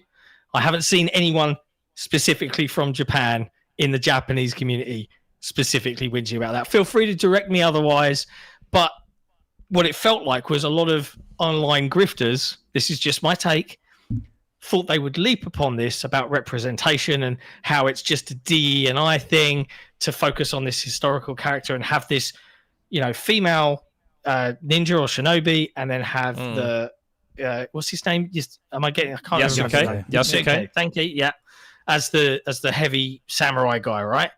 And you could play as alternate characters. Now, from me, nerd who doesn't know much about feudal Japan, or knew that there was a black samurai, I was like, that's cool. Wow, that's based on historical myth and fact. There was a debate. I know. I remember reading that there was sort of debate about whether he was technically a samurai and this, that, the other. Yeah, I do remember they're having that. some creative license.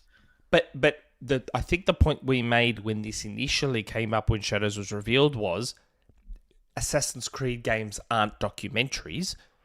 They're video games that loosely base themselves on historical events. Yes. Like having Leonardo da Vinci make you a bunch of murder machines. Yes. Or fighting the Pope, as Jesse pointed out the last time. Why wasn't there an ancient alien artifact? Why wasn't there outrage over Da Vinci not being 100% accurate? Like, that's what the Assassin's Creed games have always been. Yeah. Like, where's the uproar from the Catholic Church about having assassins fight the Pope over an ancient alien artifact? There isn't any, and that's why, dear question mark, that's why we kind of regard this general conversation and uproar as online. A lot of channels out there, and XboxEra isn't one of them. I just want to make that super clear. A lot of channels out there, and YouTube in general, and the internet in general, thrives on making you mad about shit, getting you angry, making you upset, and then getting your money out of you. And that's we're not interested in it. So when someone says, "Hey, you should have a listen to what Asmongold says about all of this," I'm like, I don't give a shit what Asmongold says or what anyone else says. I'll go and have a look at it myself. And if someone comes to me with different information and new information, I'll take that on board. But majoritively, I think we're all in kind of agreement here that this just feels like a load of bollocks. And it's ridiculous, in our opinion. And feel free to, if I'm speaking for you guys and you disagree, that Ubisoft even came out and acknowledged it. Again, because it was for a second time. Yeah, it felt so it's weird, forced. Like they should have just ignored it for the nonsense that it is. They're not well if run. There's no uproar for all of those other things that were all just silly video game shit, why does there have to be uproar for this? Again, I don't think Ubisoft has ever claimed that the Assassin's Creed games are supposed to be 100% historically accurate. No, they've got a thing. They literally have had like a history mode to teach you the history that inspired the characters in the game. Like this character, blah blah blah, it has inspired this thing, and then they will give you the actual history in like their museum mode thing. But no, they're incredibly not real. And we got a super chat on this, which didn't pop up in my thing for some reason, so I can't show it. But Divan Greedy, Studio Mappa, which is a Japanese studio, literally made Yasuke anime. Apparently, Japanese studios are racist now. Lol. yeah, like That's what I mean. He's the samurai character in the Guilty Gear series is like based on him, or inspired by him. Like it's not a new thing that Ubisoft made up because they hate Japanese males. Like it's just, I don't know. It's also stupid. So that's generally our take. Like I'm reading like a question mark. I'm not trying to single you out, buddy. And you might be not conversing in bad faith. So I'm reading. No one's going to ban you or anything, right? We're here to have a conversation. Let's have the conversation. I'm open to listening to your point of view. I ask, are you Japanese? Are you Asian of descent? Is that why this is so passionate for you? Because what I have been seeing online is a lot of people that aren't Japanese or Asian seem really up in their feels about this. And I'm like, why? Why are you specifically upset about it? My thing is more, what was the expectation? What was the expectation here? The argument I've seen online is that, hey, we've been waiting for Assassin's Creed to go to Japan forever, and they've not given us a Japanese male lead. So you've taken it away from people that wanted to play as a Japanese male lead. Instead, you forced us to play as a woman and a black dude. That's the argument I've seen online, and it's like, come on. I don't know. I don't get it. It's not for me to say if other people maybe should rethink their priorities a little bit in these video game things that aren't really serious. Anyway, whilst I'm giving question marks some time to type some stuff up, he's going to provide some context. I wanted to talk a little bit, first of all, about the board launching an investigation. So before we talk about the leaked memo from the head of Ubisoft. So this came via a company financial statement and update, which included the delay of Assassin's Creed Shadows and the announcement that Star Wars Outlaws underperformed. I'm going to read the full thing out in full. The statement read, this is from Tom Henderson at Insider Gaming. In the light of recent challenges, we acknowledge the need for greater efficiency whilst delighting players. I hate corporate speak in these letters, but whatever. As a result, beyond the first important short-term actions undertaken, that is the delaying of Assassin's Creed, the Executive Committee, under the supervision of the Board of Directors, is launching a review aimed at further improving our execution, notably in this player-centric approach and accelerating our strategic path towards a higher performing model to the benefit of our stakeholders and shareholders. So much bullshit corporate talk. Finally, and this is the interesting bit that they acknowledged again, which I'm like, why have you acknowledged this? Let me address some of the polarized comments around Ubisoft lately. I want to reaffirm that we are an entertainment-first company creating games for the broadest possible audience, and our goal is not to push any specific agenda. We remain committed to creating games for fans and players that everyone can enjoy. Now, I felt like in and of punching itself, the Pope after Assassin's Creed 2 Brotherhood. I don't know about you. Right, in and of itself, that sentence isn't bad. But to even acknowledge, I think, the silly grifter discourse around this game that is existing just to farm people's rage and anger in this weird, I don't even know what to describe it. Didn't Assassin's Creed Odyssey have like minotaurs in it? Mm-hmm. Yeah, and you fought like mythical creatures. I'm Greek, and I didn't get Medusa. upset at that. Because minotaurs aren't real. It's okay. It's just a video game. You accidentally kill Hercules. Or Heracles. Like, you just take him right out.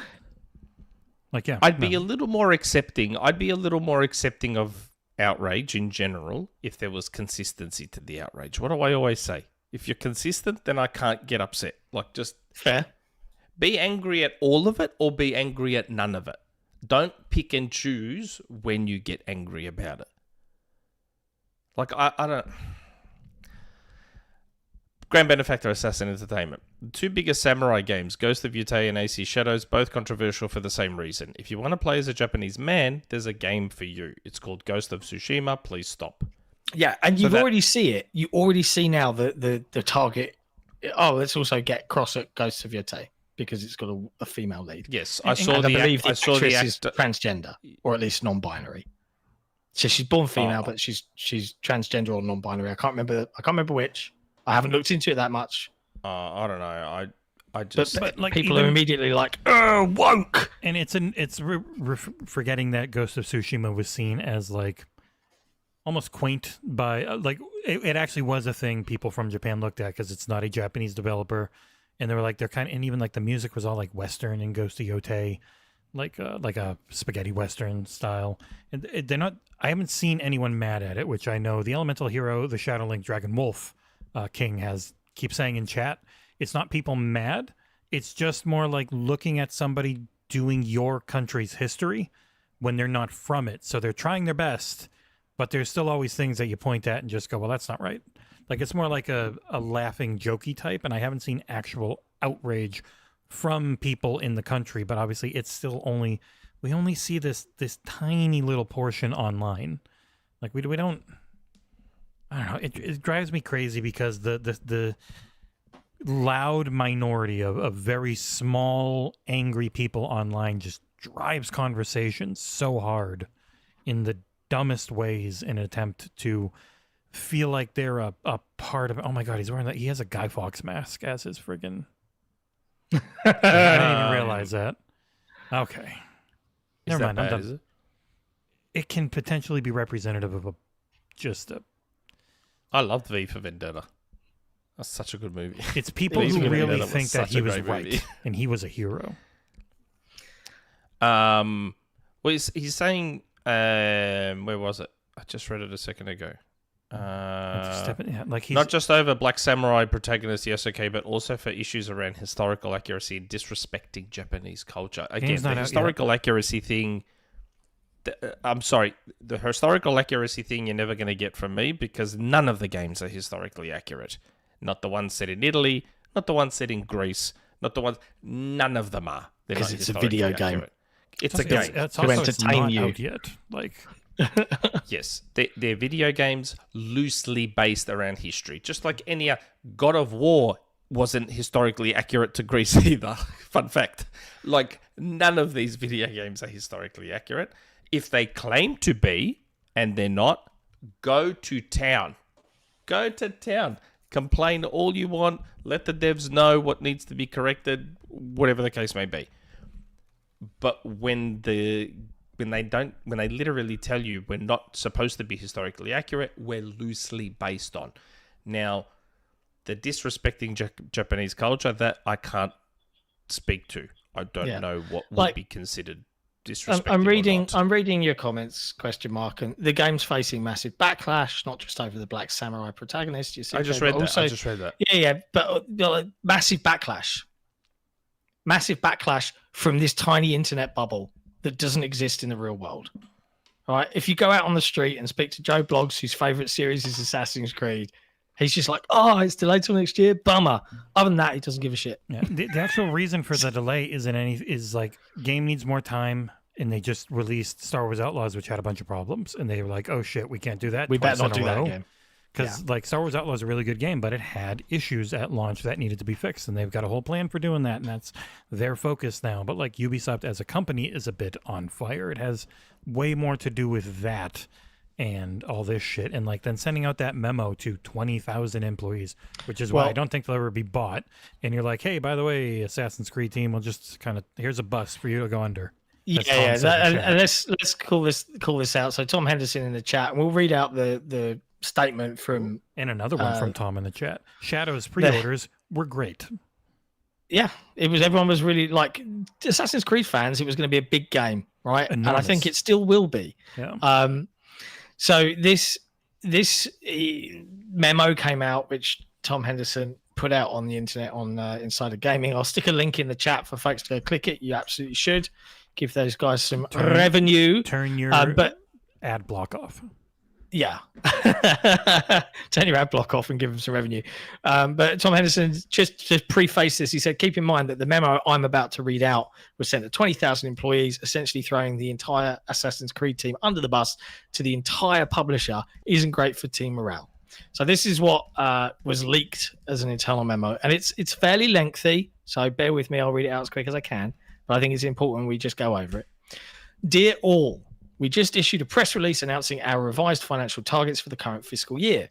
First, Star Wars Outlaws initial sales proved softer than expected, despite solid ratings from players that recognize the game's faithful transcription of the original trilogy's essence and richness. 76 on Metacritic, 3.85 out of 5 on the PlayStation Store, 4 out of 5 on Xbox, and 4.4 out of 5 on Epic. Whilst players praised the sense of detail and beauty of the graphics, the effectiveness of the reputation system, and endearing characters like Nyx, some also noted areas of improvement. Blah, blah, blah. This is all about that stuff. You know, the publishing teams and developers are closely collaborating to increase the engagement with the game and boost player acquisition during Black Friday and the holiday season. Sure. In today's ultra-competitive market, players expect extraordinary experiences and ultra-polished games on day one. We need to continue to improve when it comes to fine-tuning our games and delivering outstanding gameplay. This is what will enable Ubisoft to again create the best games in the industry. Consequently, we decided to delay Assassin's Creed Shadows to That's February the inaccurate part. Best games in the industry. That's the inaccurate part. Yeah, there's some historical inaccuracy. Except for Prince of Persia. Yeah, when you let your teams not do the usual stuff. And don't get me wrong, I like a lot of Ubisoft's games, but yeah. The game is already playable and of high quality and has all the features the team wanted to integrate into this ambitious experience. This unusual decision at such an advanced stage is motivated by a desire to offer an optimal experience from launch on all platforms and various PC configs, and to remove the small frictions we typically use to address in post-launch title updates. We will also use the extra time to complement the experience with a few high-impact secondary quests that will bring even more memorable moments. Additionally, as a result of listening to player feedback on other topics, starting with Assassin's Creed Shadows, will again be available on Steam on launch day. Where is it here? Lastly, I'd like to address the recent polarized coverage around our entertainment industry. So this is the one we read out earlier. This setback should not discourage us, but serve as a learning experience and drive us to act even more quickly. More than ever, let's continue and believe in our ability to bounce back while approaching the challenges we face with lucidity and determination. Thanks for your commitment, blah, blah, blah, blah, blah, blah. So... Thanks for your commitment, blah, blah, blah, blah, blah, blah. Yeah, but I didn't do a French accent, because that would be... Is that racist or xenophobic? I don't know. But yes. Wait, no. I don't know.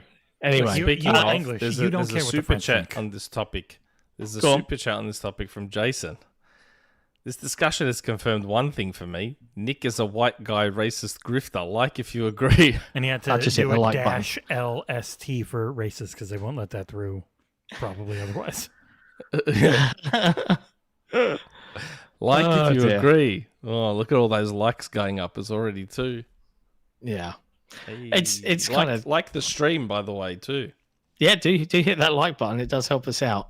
I think in general, I don't think Ubisoft should have acknowledged the online chud campaign that is seemingly just going crazy. Well, for- allegedly, it made the news.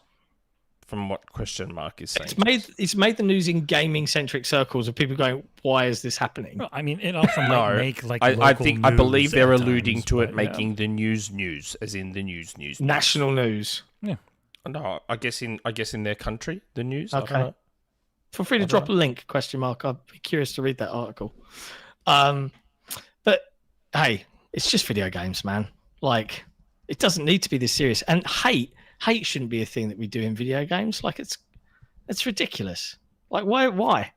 It's an entertainment product designed to make us smile and have fun. If it's hating Nick's opinions, I mean, fine. if there was a game based around that where I could just put them in various forms of destructive, meat grinder, fine. Hey, With that's a In the good bin. point, Salva.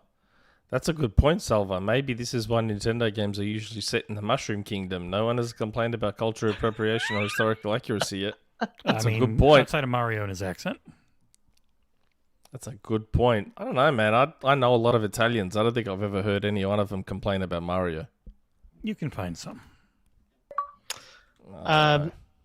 Now, I used to having date said an all of Italian this girl too. stuff, our patrons do have some questions around Ubisoft as well. First up, I'll let you do this, Nick, because you do it much better than I do. His name begins with an H, and he's usually first in the community questions list. So you just intro. Is this related to this? Mm-hmm. Yes, related to Ubisoft. Just you don't have to read it out. Just give me the name. You know what the name is. Hytham G. Ow. Hytham G says, under Ubisoft's trouble, since things are not looking good for Ubisoft, what are the chances of the company dying? That is, if a company buys them like Microsoft or Amazon. But your gents' take on the Ubisoft situation? Their stock is an all-time low, I think, according to Insider Gaming, back when they released their article 3 days ago, September 25th. Stock had decreased to 11.42 euros a share, and it has drastically fallen over the last few months. So, and I think after Star Wars Outlaws, Ubisoft's stock price fell to a near 10-year low. That's low. Now, Tencent, I think, has a massive stake in Ubisoft. I say massive, not in the grand scheme of things, but they have I think it's called a minority stake, funnily enough. But they have a sizable stake. Tencent are probably the biggest company that They have that 11%. could buy them. 11%. According There to you go. Reuters. So they could try and there are shareholders, right? I read in news that are trying to say, hey, we need to get rid of leadership and redo things or get the company Microsoft should somewhere else. buy them. No, Nobody wants to take on 20,000 employees for a company not making any money. Yeah, no chance. No. It's like, will someone buy them? I would be shocked because they have so many people that work there. Yeah, it's a lot. I think they have more employees than Activision do. Oh, yeah. The Activision was like 7K before they went on their crazy hiring spree. It's a lot. Yeah, Microsoft Microsoft are not going to Superchat. buy Ubisoft. Not at all. No chance. Ubisoft doesn't I wouldn't be surprised. They don't even have that many IP at Ubisoft. I honestly. wouldn't be surprised if they were looking at Ubisoft prior to ABK. They probably would have been one of the publishers Microsoft was eyeing off. For sure.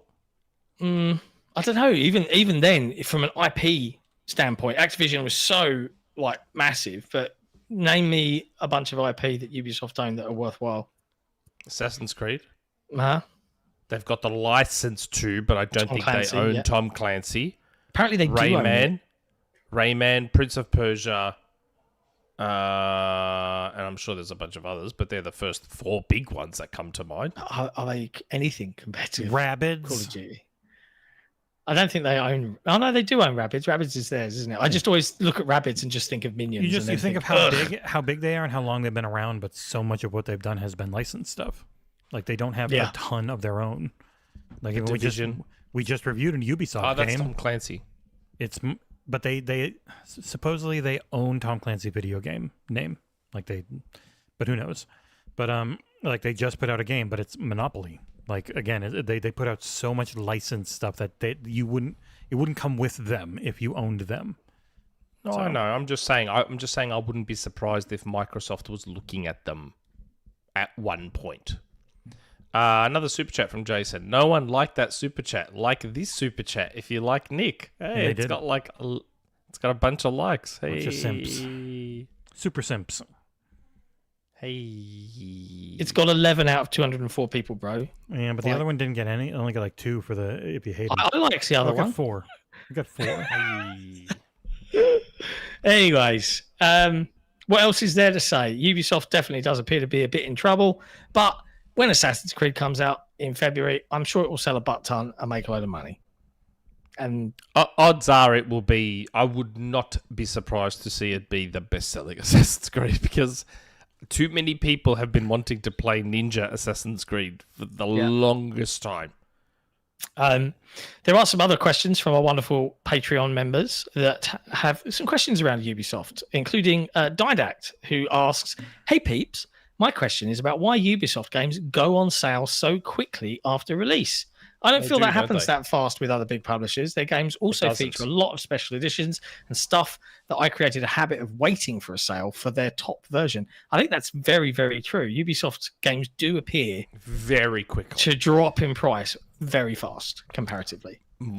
My theory is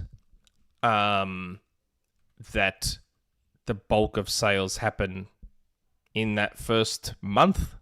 So Ubisoft's like, fuck it, why wait? Drop it and sell more. That's my theory anyway. Yeah. Because it usually takes about 2 to 3 months, and all of a sudden you see it go on deep sale. So my assumption is they don't bother waiting. They just bugger it, put it on sale, and keep selling more copies. It's possible. And plus, Ubisoft games also build in a lot of season pass stuff and DLC. Microtransactions, add-ons all that and- sort of stuff. Yeah.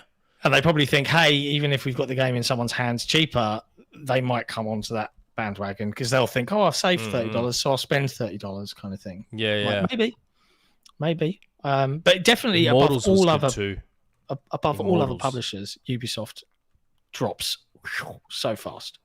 Yep. Nintendo's evergreen. Breath of the Wild is still $70 or whatever, even now. And then we've got the wonderful Mort, not Morticia. She's not on the keyboard today. Morticia's gone. Indeed. Hello there, says Mort. I've changed passwords on my accounts for some reason since last week. Sorry, Nick. I would like to hear the opinions of the panel on the state of Ubisoft. What do you think is going to happen, and what do you think is the biggest issue causing their difficulties? Bonus question: favorite Ubisoft game ever? Hugs, Mort. P.S. All hail Ever. the Emperor CEO of the Patrons. Torn Raptor protects. Ever. Favorite Ubisoft game ever? Prince of Persia 2008. Really? Yeah. I That's really a great liked it. game. That's It's a great game, don't Or get me wrong. Sands of Time. I really liked Sands of Time back in the Yeah, 18 Sands of times. Time was good. Between those two. Rainbow Six Vegas as well was really good. So many games. Like Assassin's Creed 2 is very, very good. That It is a one of the very good- only times I've 100%ed an Assassin's Creed game. Yeah, Assassin's Creed game is extremely good. Splinter Cell, Chaos Theory, and Splinter Cell, obviously. Here's an underrated Ubisoft game, Zombie U. for the Yeah, Wii U. I bought Zombie U on PC. But you got to play it on the Wii. It was made I know. and I designed didn't for have the a Wii Wii U. U. Didn't have one. Fantastic game. First person Resident Evil long before Resident Evil 7 came along. Absolutely fantastic game. But honestly, mine could be The Lost Crown. Wow. I mean, it's a really solid game. God, it's so good. It's just...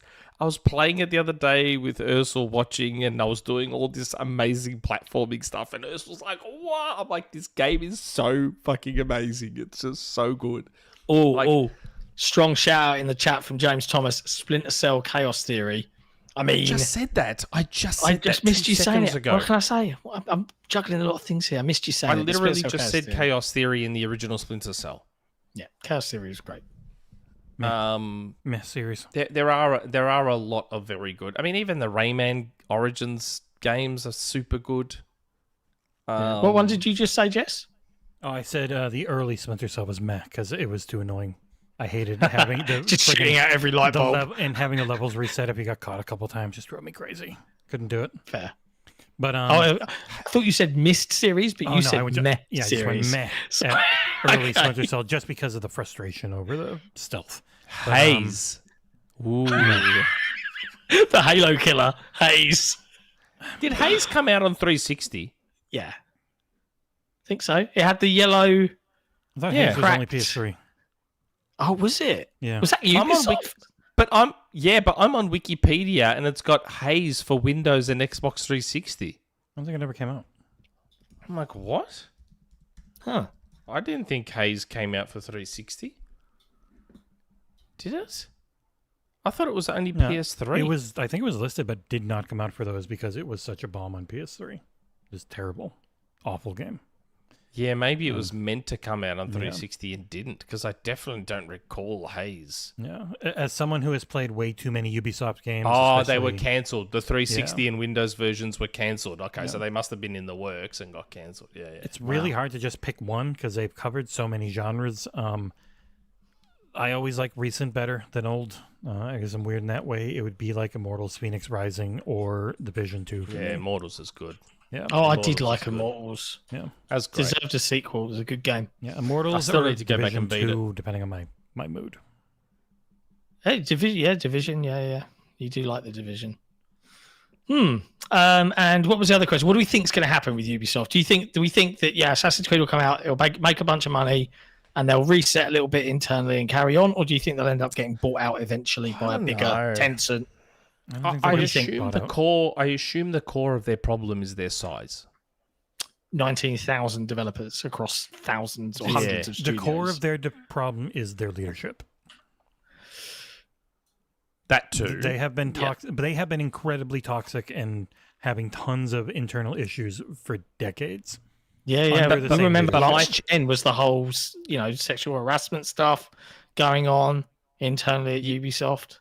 Yes, but my thing is when I talk about their size, to justify a development stable of nearly 20,000 people, you need to be selling and doing GTA numbers. I feel like. Yeah, right. Like, Do you know what I mean? I agree. They need to trim the fat somewhat. I think so. Like You can't use that term around people getting fired right now, or else you'll get in a lot of trouble. That's true, but they need to streamline a bit without wanting for people to be fired. But Well, they do need.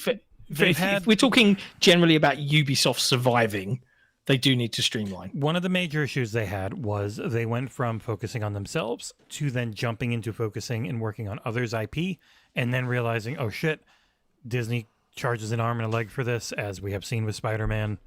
And as we have, I think, seen with Indiana Jones, where Microsoft eventually just came around to the we'll put it everywhere, so you're not so over the top with this.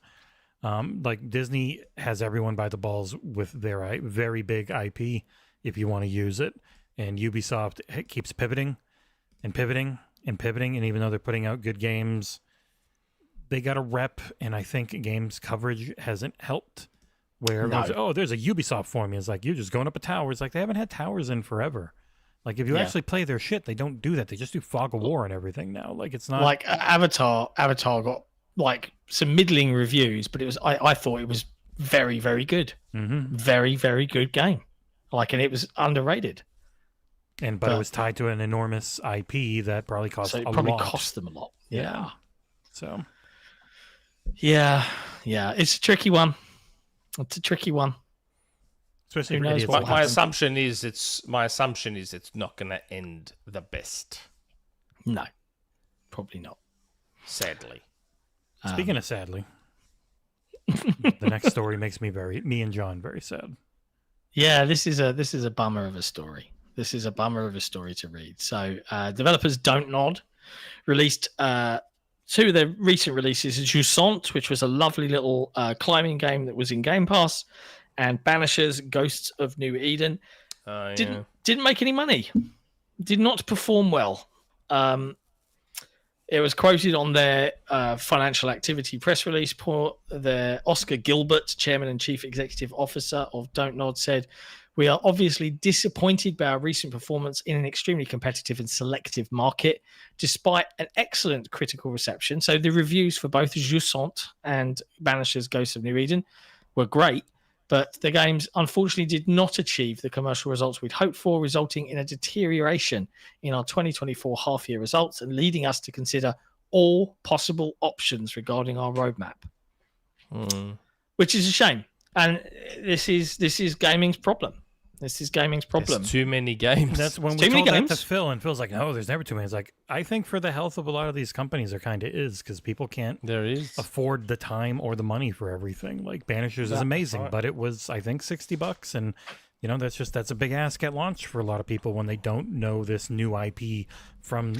It's really hard. People like to buy things they other feel confident frustrating on. thing. Yeah, because all of the screaming of new IP that gamers scream out loud for, they sure as hell don't buy it when it rocks up. Do you know what I mean? A lot of the time, they're like, No, unless it's because like a game of the gen new IP. No, it's because they only want new IP from specific publishers. That's why. That's the crux. Yes. They only want new IP when it's like maybe Sony or Nintendo because they're over Mario or whatever. And Mario's that's when they want a new 9 IP. spin-offs this year or something like the last year. They make a lot of Mario stuff at Nintendo. Everything they make pretty much is Mario. almost everything. It's super Mario. wide in the genre, so people don't care. But it is funny that it is so much Mario. Yes. Yeah, it's a big shame. But they're good but- games. Shusan was great. I loved it. And they must have made a bit of money because it got a Game Pass deal. Yeah, So- the big one, the big loss, it seems like, was Banishers, which was like a bigger scope. It was that mix of Don't Nod's choice stuff, their incredible writing, and some of the best voice acting in a game, like bar none. Right up there with all the big boys. It was so goddamn good. But then with the bigger third-person action scope, which requires more graphical focus and a bigger budget and all these other things that lead to it costing more. So if it didn't, it was that risk reward. I think the scope grew on that game. I don't think it started as much and then it grew a little Yeah, bit. it was definitely during the time when there was a lot more investment in stuff. So you were able to get more backing, which is very hard now, unfortunately. But yeah, Banishers is awesome. It is a fantastic game. I don't know that buying it on sale is gonna change everything, but you will get a really good game out of it if you can get it for like 20, 30, 40 bucks. I think it's well worth it. But I get that there is way too much coming out, especially even if you just have Game Pass. And it's there's too good much. stuff, though. Yeah. This is the thing. It's good stuff. It's not just, there's shit coming out. There's good games coming out.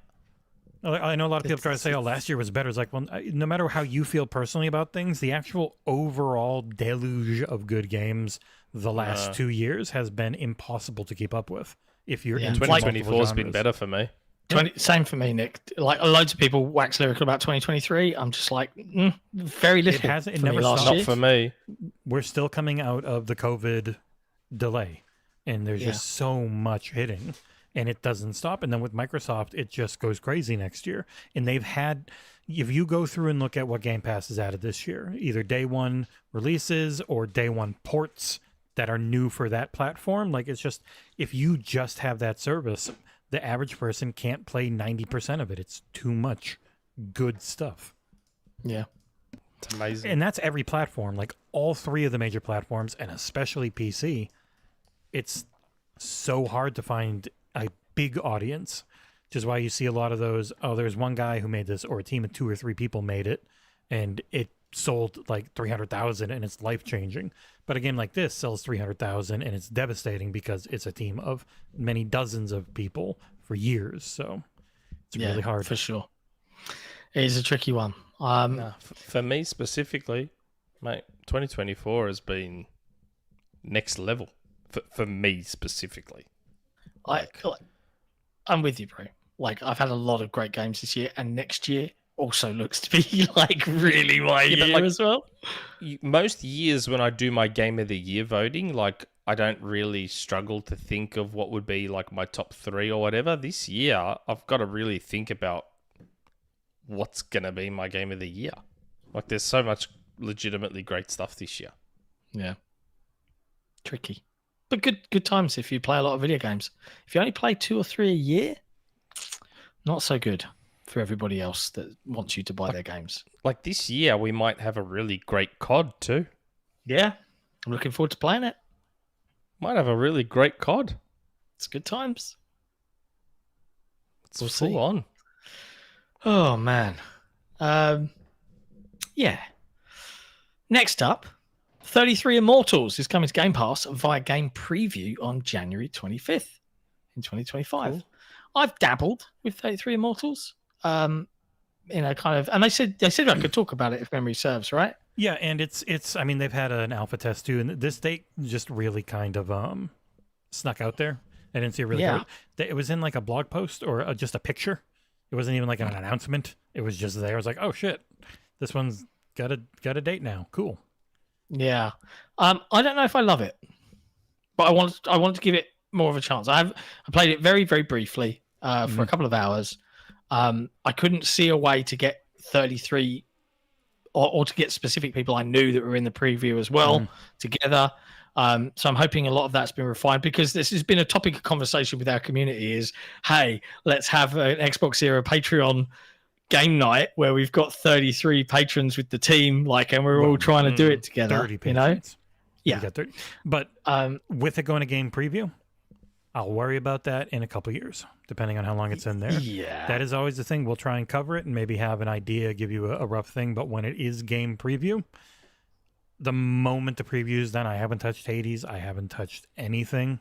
I am Mr. 1.0. Waiting for 1.0. Yeah, I've played some Towerborn. It's very fun, but I'm not going to play a bunch. Great. It's just interesting to see, and I do hope that having humongous parties can be a thing. I don't know that you can have 33 people in a party on Xbox. I don't know what the limit there is, but at the very least you can have them in game, and there's game voice chat or something. It could be cool. So really 33 people all trying to talk. Well, that is what it would be like on freaking PlayStation. You'd have at least half of them just have the microphone on their controller. Oh, agony. Yeah. Agony. Yeah, it looks neat.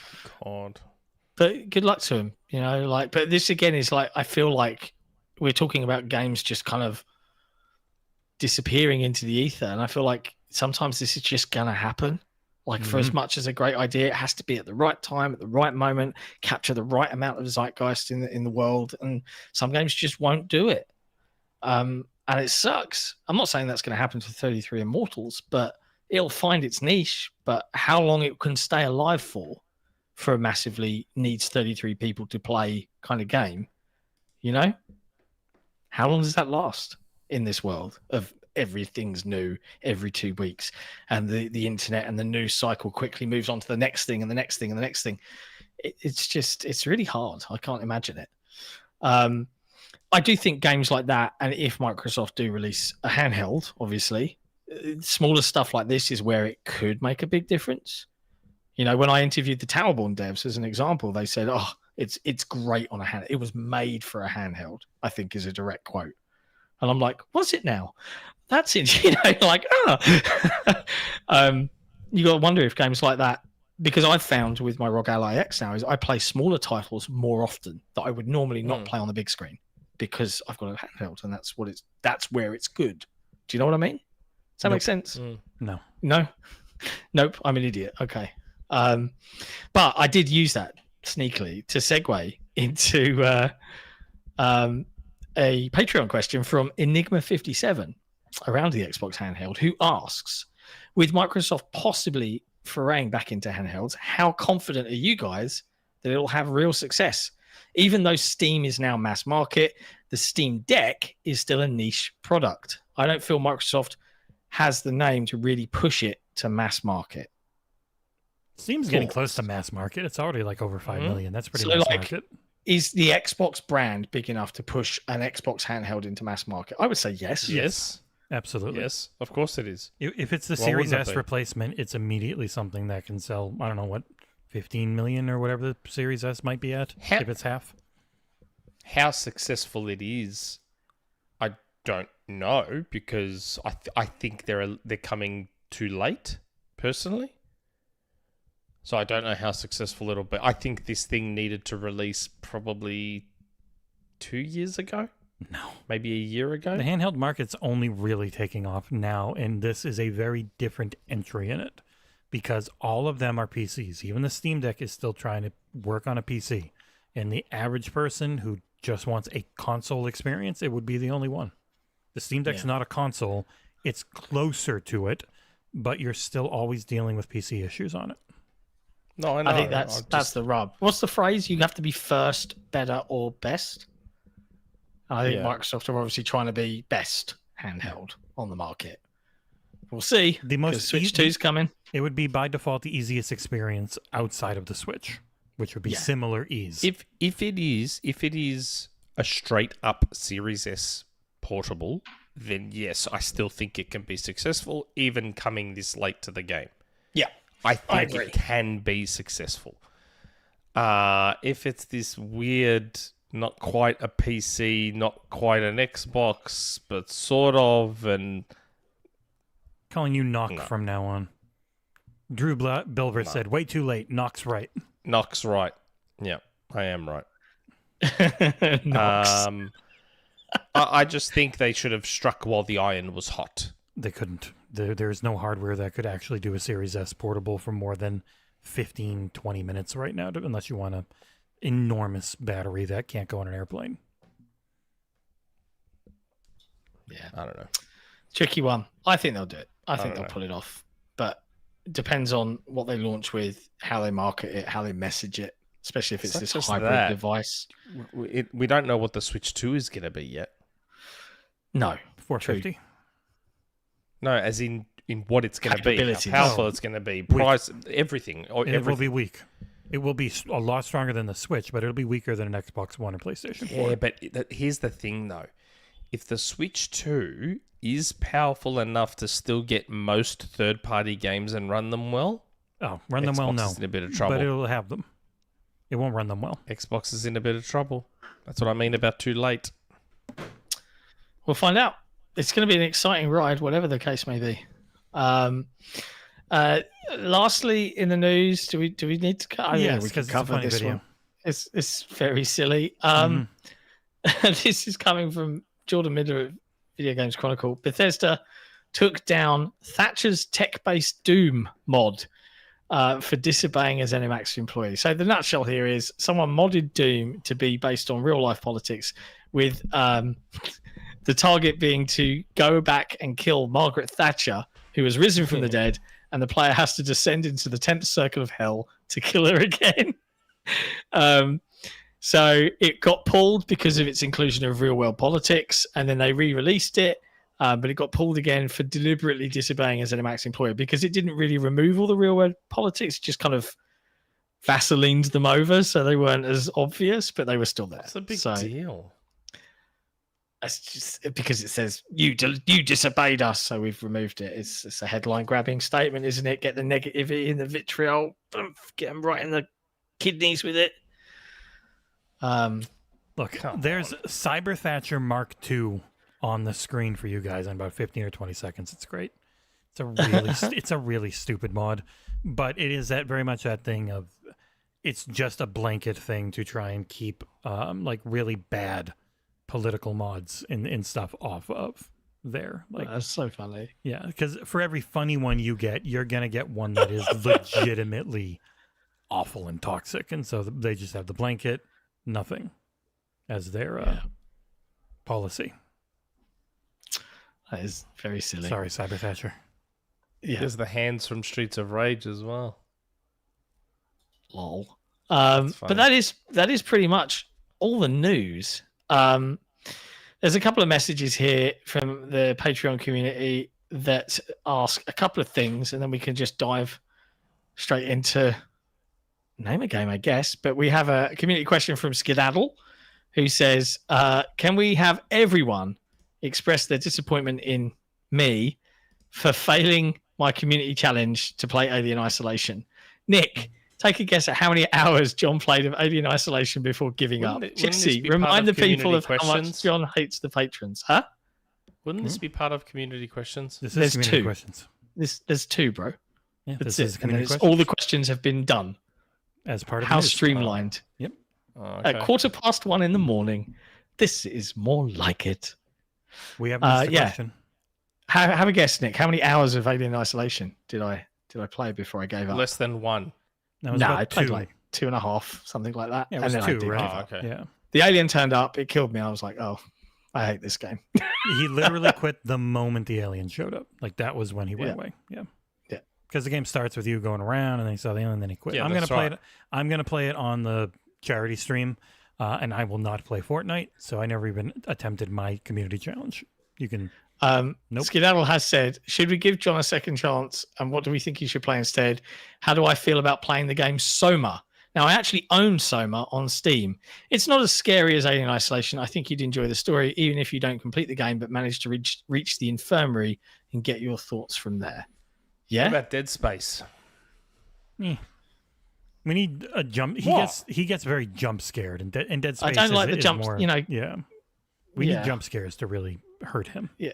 I mean, Dead Space is scary. I saw someone recommend that we play Outlaws Trials as a stream, which I think would be very funny. How many penises do you want on stream though? Have you played Outlaws? 2 or 3? Yeah, I reviewed Outlaws Trials. I've got a copy of it. Yeah. No, but have you played Outlast? Oh. Yes, I have played Outlast. The original I didn't play the Outlast. sequel. Yeah, I played the first one. Outlast is scarier than Alien Isolation. I didn't play much of Outlast. It's scarier than Alien Isolation. It was. Like, way scarier. And that's why he didn't play much of it. That's why I didn't play much of it. Horror games and me, man. If I could make it through the morgue in Little Nightmares 2, that's the kind of level of horror that I can kind of cope with. Good old Collingwood. Also, it's not really a question, but he did comment it in the Patreon thread. He said, I want John to play Slay the Princess or Doki Doki Literature Club.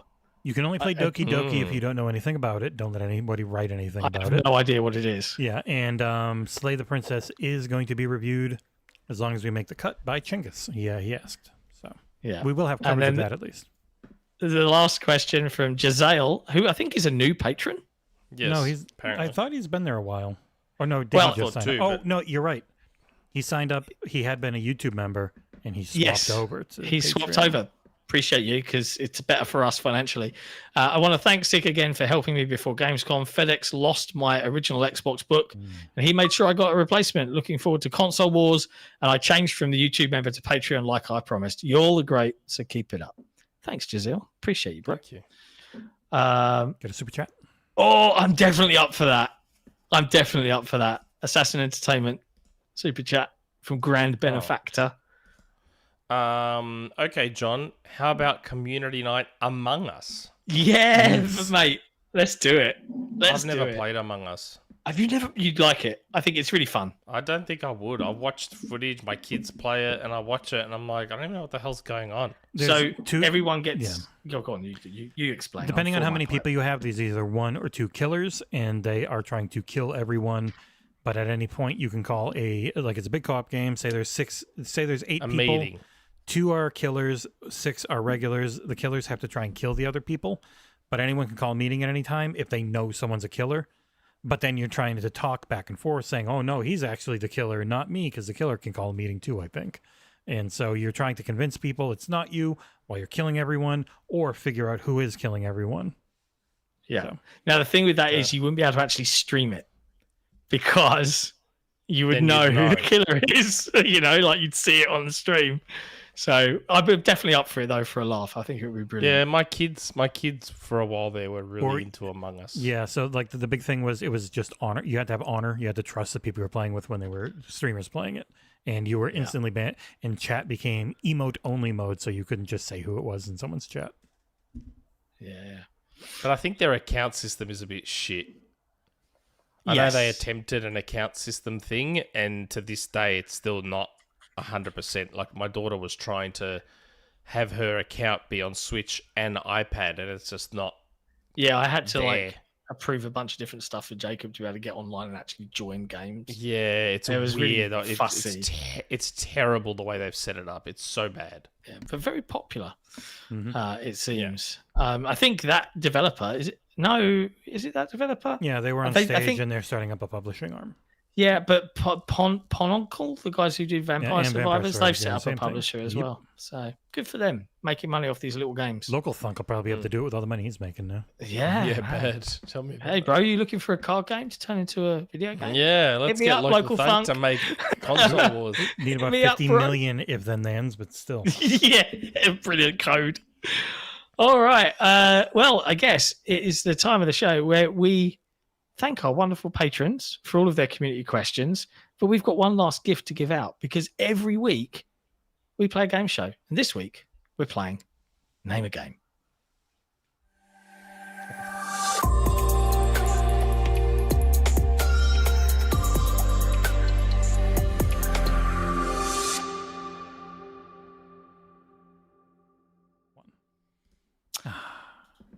As I was saying, patrons, brilliant people.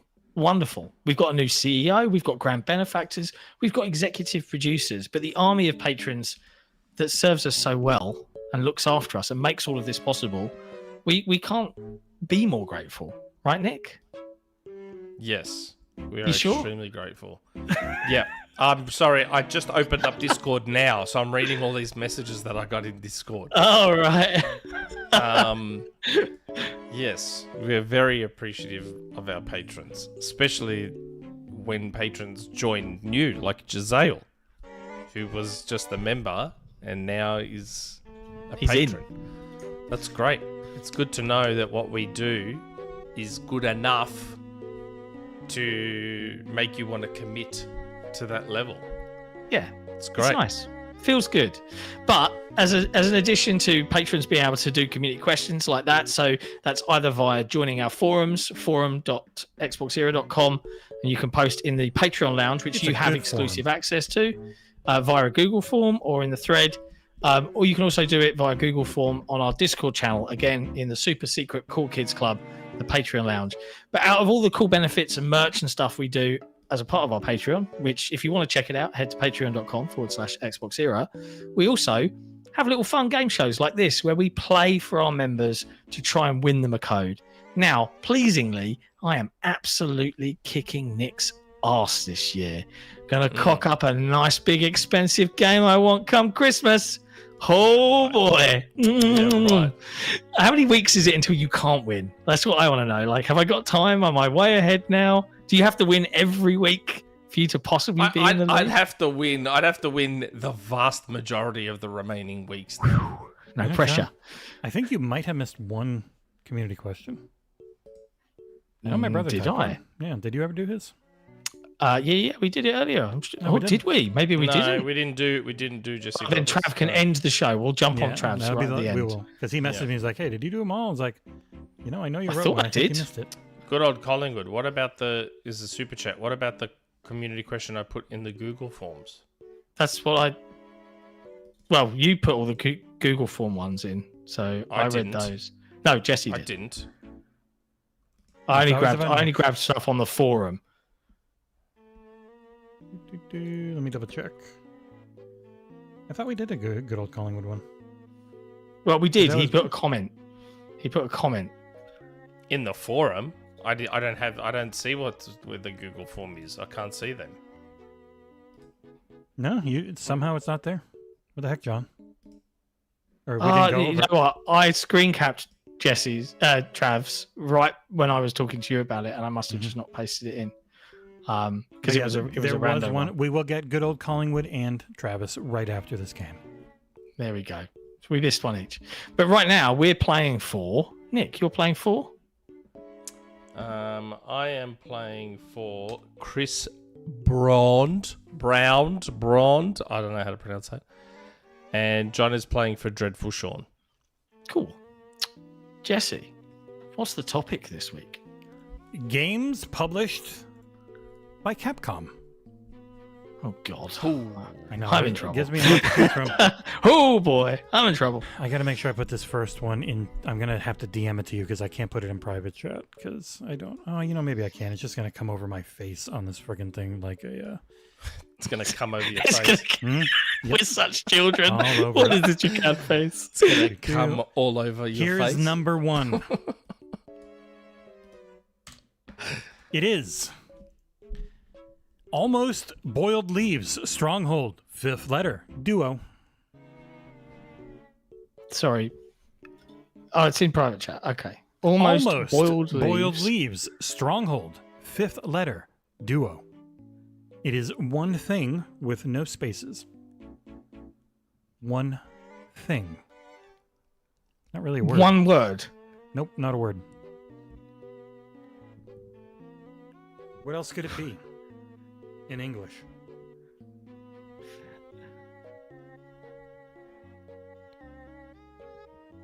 What? I feel like I'm putting it all together and I can't understand.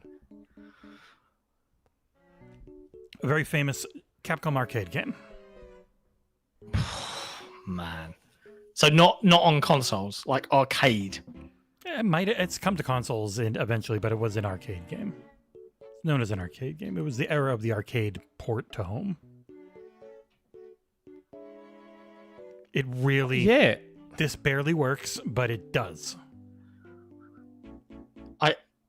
I'm at a loss on this one. I think you might have this in the bag, Nick.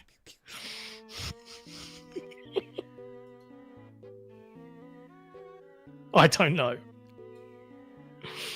No, I've got parts of it. It is what you're thinking then, probably, Nick, and it's worth just taking a guess.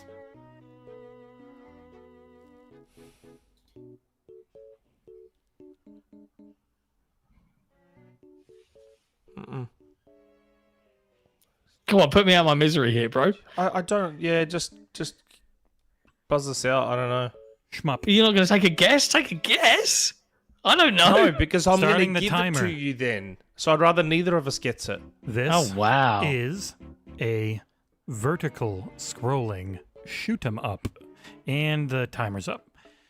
Okay. Oh, I forgot to put desktop audio on. All right, this one, you're going to hate me. Almost. Nigh. Boiled leaves. T. Stronghold. T. 4. Fifth letter. E. Fort. E. Duo. 2. Nigh. T. 1942. 1942. Sitting there in my head, I'm like, boiled leaves, T. Fifth letter E. That's what I'm saying. You Duo had it. 2. I So knew I'm you like, were I on the had right. the T and I had the, and I'm like, what the fuck is almost? I'm like, Man. Joe I Sinister would got it never have got that in a million before it came up in years. chat, or before it came up on the stream. Joe Sinister did get it. It works, but it's stupid. yeah, I'm sitting there, I'm like, I know fifth letter. I was going A, B, C, D, E. Okay, so I'm E and I'm 2. And boiled leaves is T, but I couldn't get stronghold. I'm like, castle? I'm like, Have you never heard of 1942, John? I'm like T Castle-y 2. I'm like, I'm not trying to figure it out. I had the Man. bits. Have you never heard of 1942, John? It doesn't ring any bells. I have to Really? admit. Wow. They did 1942, 1943, various versions of 1942. 1942 is a classic. Man. That did work, Zach Riley. Nigh T. I know it's not 9, but Nigh T Fort E2. It's close enough. It works. For me, because I wanted to. All right, next one. 2 words. I was halfway there. This I was one's halfway pretty there. easy. Silly Soldiers.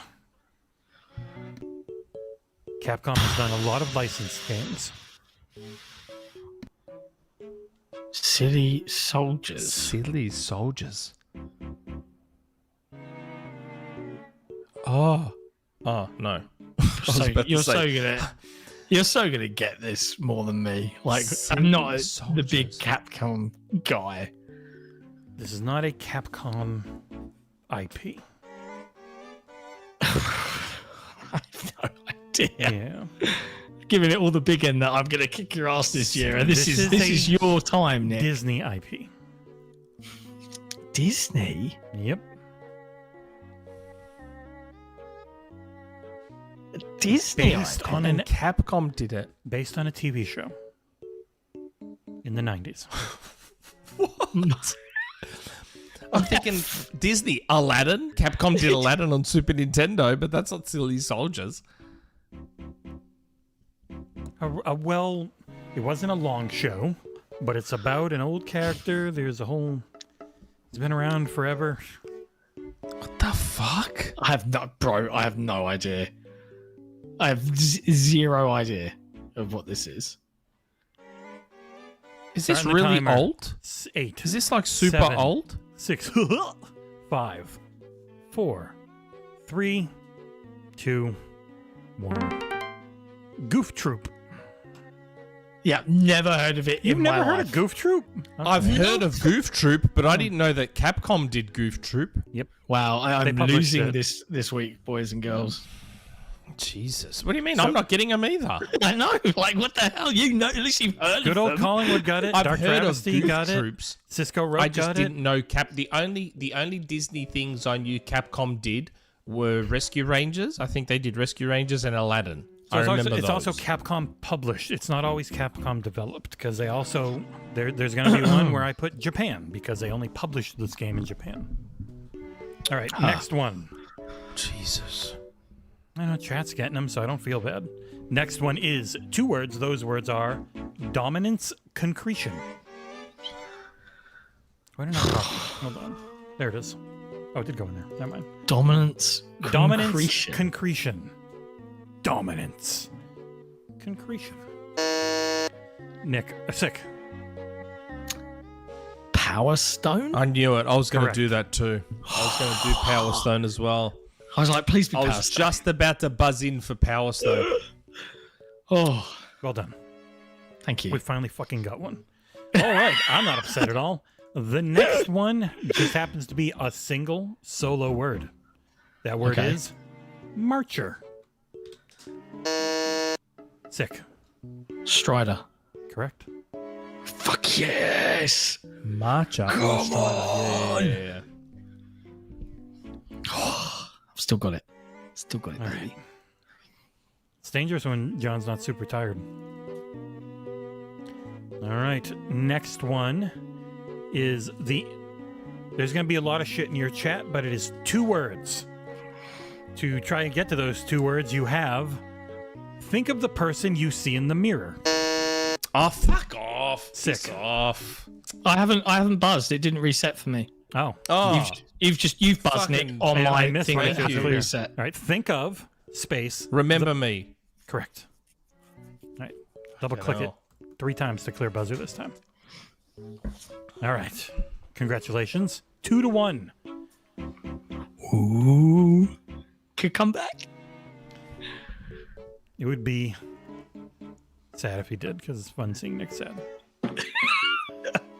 But the next one also is 2 words, or is 1 word, 1 compound word. That would not be a normal word, but it is for this game. It is Crouch Down Stories. Crouch down. Nick. DuckTales. Correct. Oh, nice. Nice. Fair. I think he's gonna get this. Look, the coffee's here. He's powered up. The caffeine's kicked in. He's ready. Got the head wobble going. Come back, kids is on for sure. Oh man. All right. For the win, another single word game. Fuck. But the answer, the hint I give you is not a single word. It is 3 words. Those words being Will Smith's daughter. Nick. Willow. Correct. Wow. Didn't even know Capcom did Willow game. Fuck yeah, I loved Willow in the arcades. Wow. Loved Willow. And there was a new one, Wow. either a remake or a sequel or something. Chat cheering Nick on. And that was despite you getting 2 of my favorite games in Power well, Stone and Strider. Congratulations, son. Congratulations. Hell of a comeback. All right, we'll get through the rest of them for funsies. In Funsies. chat, here is your hint. It is Disorientated World. 2-word answer. Nick? Lost Planet. I knew you'd get that one. Nice. All right, we got 2 more real quick, as John has given up on life, and Nick is just dominating I'm him. literally cutting my wrist right now. Another 2-word game. Wizardry Weapon is your hint. Wizardry Weapon. This is an oldie one. This is an oldie. Mm-hmm. Wizardry Weapon. With the Atreyu with reverse sweep, yeah? It's down 2-0, So- came back 3-2. So this is a 2-word game? 2-word game. Also had a really Wizardry bad Weapon. movie in I the don't- 60s. I don't know but this, has I nothing to don't do with think. it. I don't think I know this. Nope, Nick. Cisco Magic Rogue's got it. Sword? Correct. Nice. See, 5 never in heard a of that row. either. I played a lot of Capcom games as a kid. Yeah, I I played did so not, many clearly. Capcom games. I did loved not. Oh, I Capcom's can't. games. So this is the stupid one for Cat, aka Jesus Christ, Idle partner. She likes him when they're really stupid. Not Idle Sloth. I mean my jokes. So like, so men really stupid? This is a lot in chat. Idle Sloth was a very nice man. All right, here is a lot in chat for you. It is Widespread Concern Coffee, The Lost Sea Kingdom, second part of Joe Rogan's reality TV show. Man, I'm not even going to try. How many words is this? 5? It's essentially it's like 6, but Essentially Man, 5. come on. It's not hard. This one literally is not hard. Widespread concern coffee. The Lost Sea Kingdom. Second part of Joe Rogan's reality TV show. This is old, isn't it? This is an old game. It's not a new game? No, this is old. This is also another licensed IP. Yeah. What could coffee mean? That alone should immediately give you a hint. Then you've got to figure out the other words. None of it's hard. I know what it means. I know what it is. And the second part's not hard. The second part's not hard. Is it view? No, it's not beautiful. Oh, Joe. okay. Then I don't know. No, I thought it was no. view, widespread concern. Wide view. If you took the things that this normal acronym Coffee was stands for, Joe. Coffee was Why? Joe, so I was thinking beautiful. A cup of Joe. Beautiful Joe. Beautiful Joe. Yeah, that's what I was thinking. Beautiful Joe. It's not beautiful Joe, but maybe it is the word Joe. And what Oh, could man, I don't know any other game with Joe in it. You know an IP that's got Joe in it. And it's the G.I. Joe.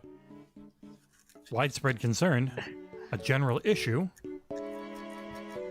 General G.I. Joe. You got a buzz if you want to say. The Atlantic something. G.I. Joe, the Atlantis. I don't know this Capcom game. I have no idea what it is. The Atlantis mystery. What was? Do you not know Joe Rogan's reality TV show? No, who the fuck is Joe Rogan? Joe Rogan's the bald-headed UFC podcast dude. He did a reality. I thought that was TV show. Dana White. No, he's the commentator. Dana White's the shithead who owns it, allegedly, supposedly. He did a reality TV show, I think, on NBC called Fear Factor. Oh. Where you had to overcome your fears and shit like that. So yes, What is G.I. Joe, the Atlantis Factor. You were one word away. I've never heard of that. I've never heard of that game. I just wanted to get one stupid one in there. But that's the name again. Jesus. Congratulations there you to go. Nick's Yeah, target. congratulations to Chris Brand. Braund. We apologise for massacring your name, but we don't apologise for giving you the opportunity to reach out to us on the forums or the Discord. Nudge Jesse, and he'll let you pick a game from his plethora of game codes. Isn't life exciting? And now, because we totally messed up on missing out wonderful patrons Trav and good old Collingwood, I believe's community questions, Nick can live the dream and do those two, I guess. Yeah. We have a very, very short community question section. So Trav's on the forums and good old Collingwood's on the forum. Yeah. Okay. Jesse brother. Jess, please delete my form submission if possible and use this as my question this week. Subject: Rake Stepper. Happy podcast 230, little birdies. Have any of you fine fellas ever actually stepped on a rake? Usually all you do is bend the damn thing and keep walking. But idiots think they're being so hilarious when they repeat that tired-ass line. I get the idea, but that goofy shit only happens in Looney Tunes or the Three Stooges. I'll try and use your form next week, Jess. I've never stepped on a rake. I have also never stepped on a rake. But I think Normally- when people think of rake stepping, they think of The Simpsons. Yeah. We have talked before. It's an incredibly overdone, tired line, like rip the Band-Aid off, step on rakes. Like it's just you hear somebody on a podcast say it, so then you say it nonstop, and it drives me crazy.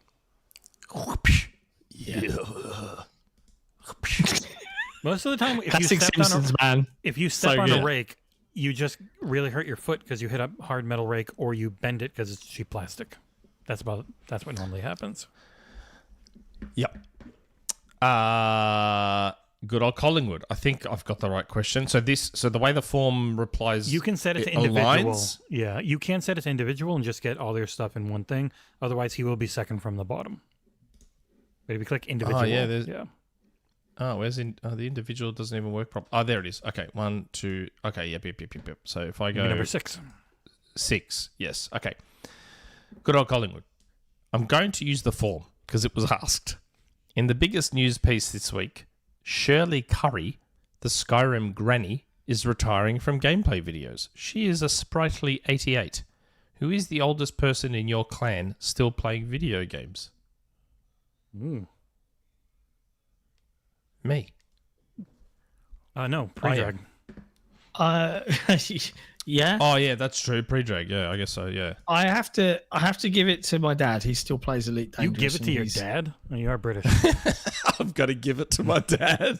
He's a hot piece of ass.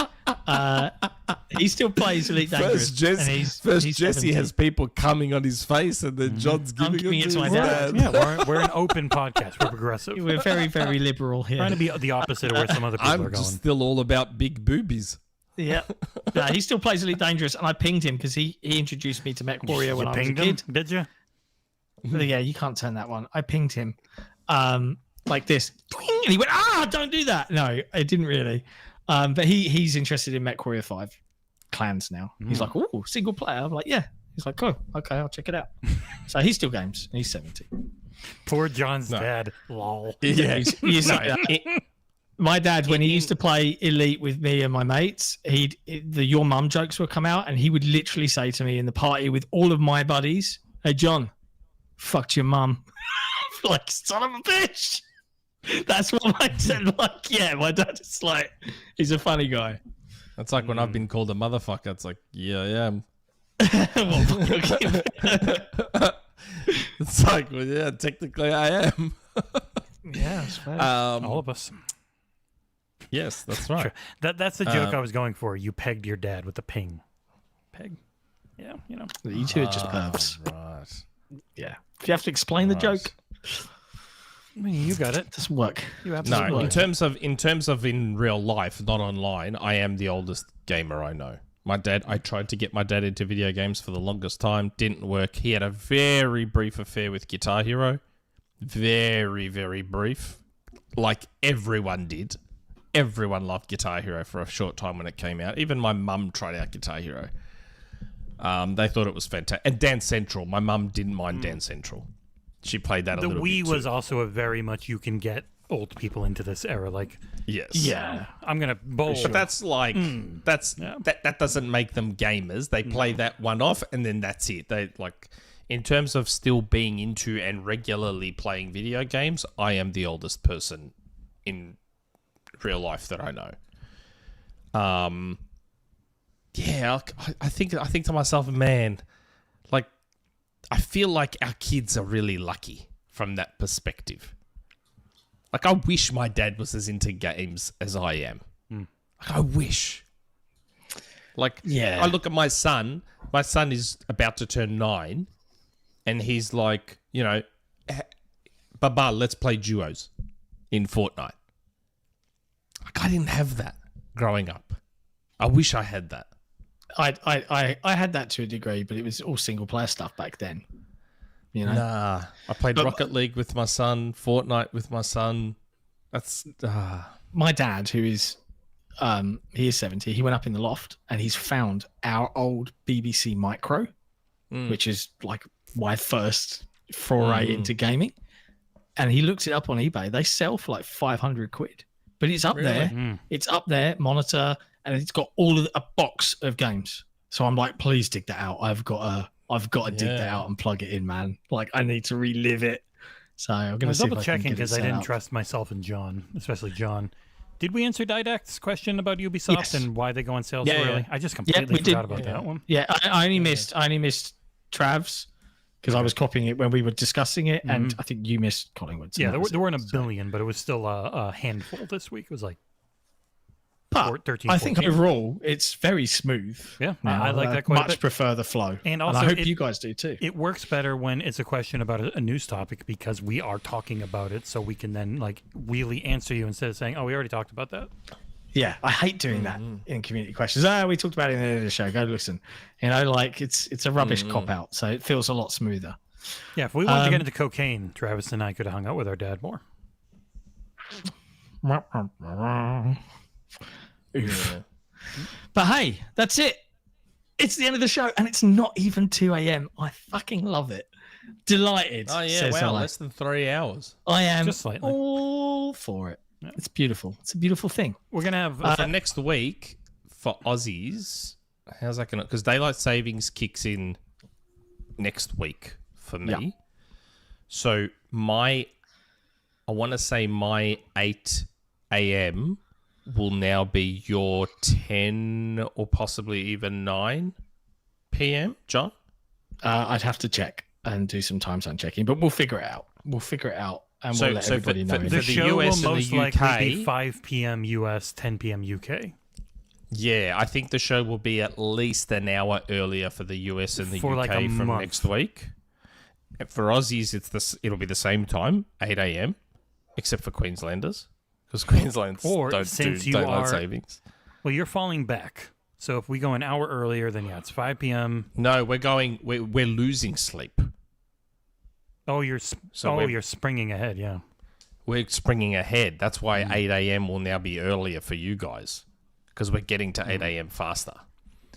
But Queenslanders, I think, will still be... I think for Queenslanders, it'll be like 7 a.m. Yeah. The thing I was thinking, I think. once we fall back, then it all just changes anyway, and goes right back to the Yeah. normal timing. Yeah. So, yeah. So John's just screwed forever. We'll figure it out. It'll be fine. If it goes like this, I can handle this. If it's 3:30, it makes a big difference. We're gonna have to so many life. goddamn games coming out that we're gonna be talking about a lot. That it will go longer quite often, but tis what it is. That's okay. That's okay. We talked about a lot of games today. We talked about a lot of news in depth today, and we covered all the community questions more or less, and it was fine. And I appreciate it. I appreciate the new flow. Thanks as always to everybody for hanging out in the chat. If you before you leave and we close the door and turn the lights off, do hit that like button. If you're listening on Spotify or iTunes or whatever platform you listen on, feel free to leave us a review. I don't think we ask that enough of people, but why not? Drop a 5-star review and say, "Oh my god, these guys are fucking amazing." Just a suggestion. They're fighting the woke. Yeah, we'll be back on Tuesday as per usual for headlines, along with Thursday. Lots of content coming this week as per usual. Long stream Monday. Long stream. Starfield Shadow In Space November starting 2nd. Monday. November 2nd, we're doing I'm doing my 4th annual Extra Life charity stream. That'll be starting. And I will happily pop along and play something scary to entertain the masses and give you a break. So not a problem. We'll set up Parsec and make that all work. If you haven't watched it yet, check out our Shadows of Doubt review. It's live on the site right now, along with Ara History Untold. That's the other game I tried. It's okay. It's quite interesting. Disney Epic Mickey Rebrushed review is also up and live. Which I gave to next and friend. obviously, and you can check next week for Starfield Shattered Space. And at some point soon, Diablo. One last little Less than aside. Hatred. Nick asked, "Hey, could there any chance we can get an extra code for that?" And then I got it for him, and he said, "Why are you giving me this?" Because he completely forgot that he asked me to get him a code. And I was like, "What are you talking about?" Completely forgot. I'm like, really? I asked for Epic Mickey. I have no interest you in were that game. very adamant that you hadn't, and then I had to go point exactly where you did. And you're like, "Oh." I had to go search my DMs to wonder why I asked for Epic Mickey. I'm like, why did I ask for Epic Mickey? I'm not overly. I know I leaked Epic Mickey being remastered, but I don't remember wanting the game. And then I searched my DMs so John gets tired and found out why I asked. I didn't bring this up. You did. I know. I'm glad it's been resolved. But yes, Either way. I found it funny. But yes, thank you, everyone. It is funny. Yeah. See you on Tuesday. Thanks all. See you next Tuesday. And peace out. Be good. Play video games. Ciao for now. Bye.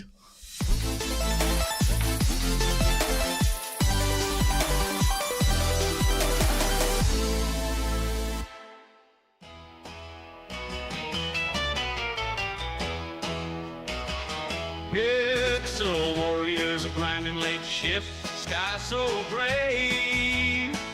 Cold slinging heroes fighting for just pay. Corporate giants tower, they don't see. Workers binding together, breaking free. Crunch time killing dreams, souls astray.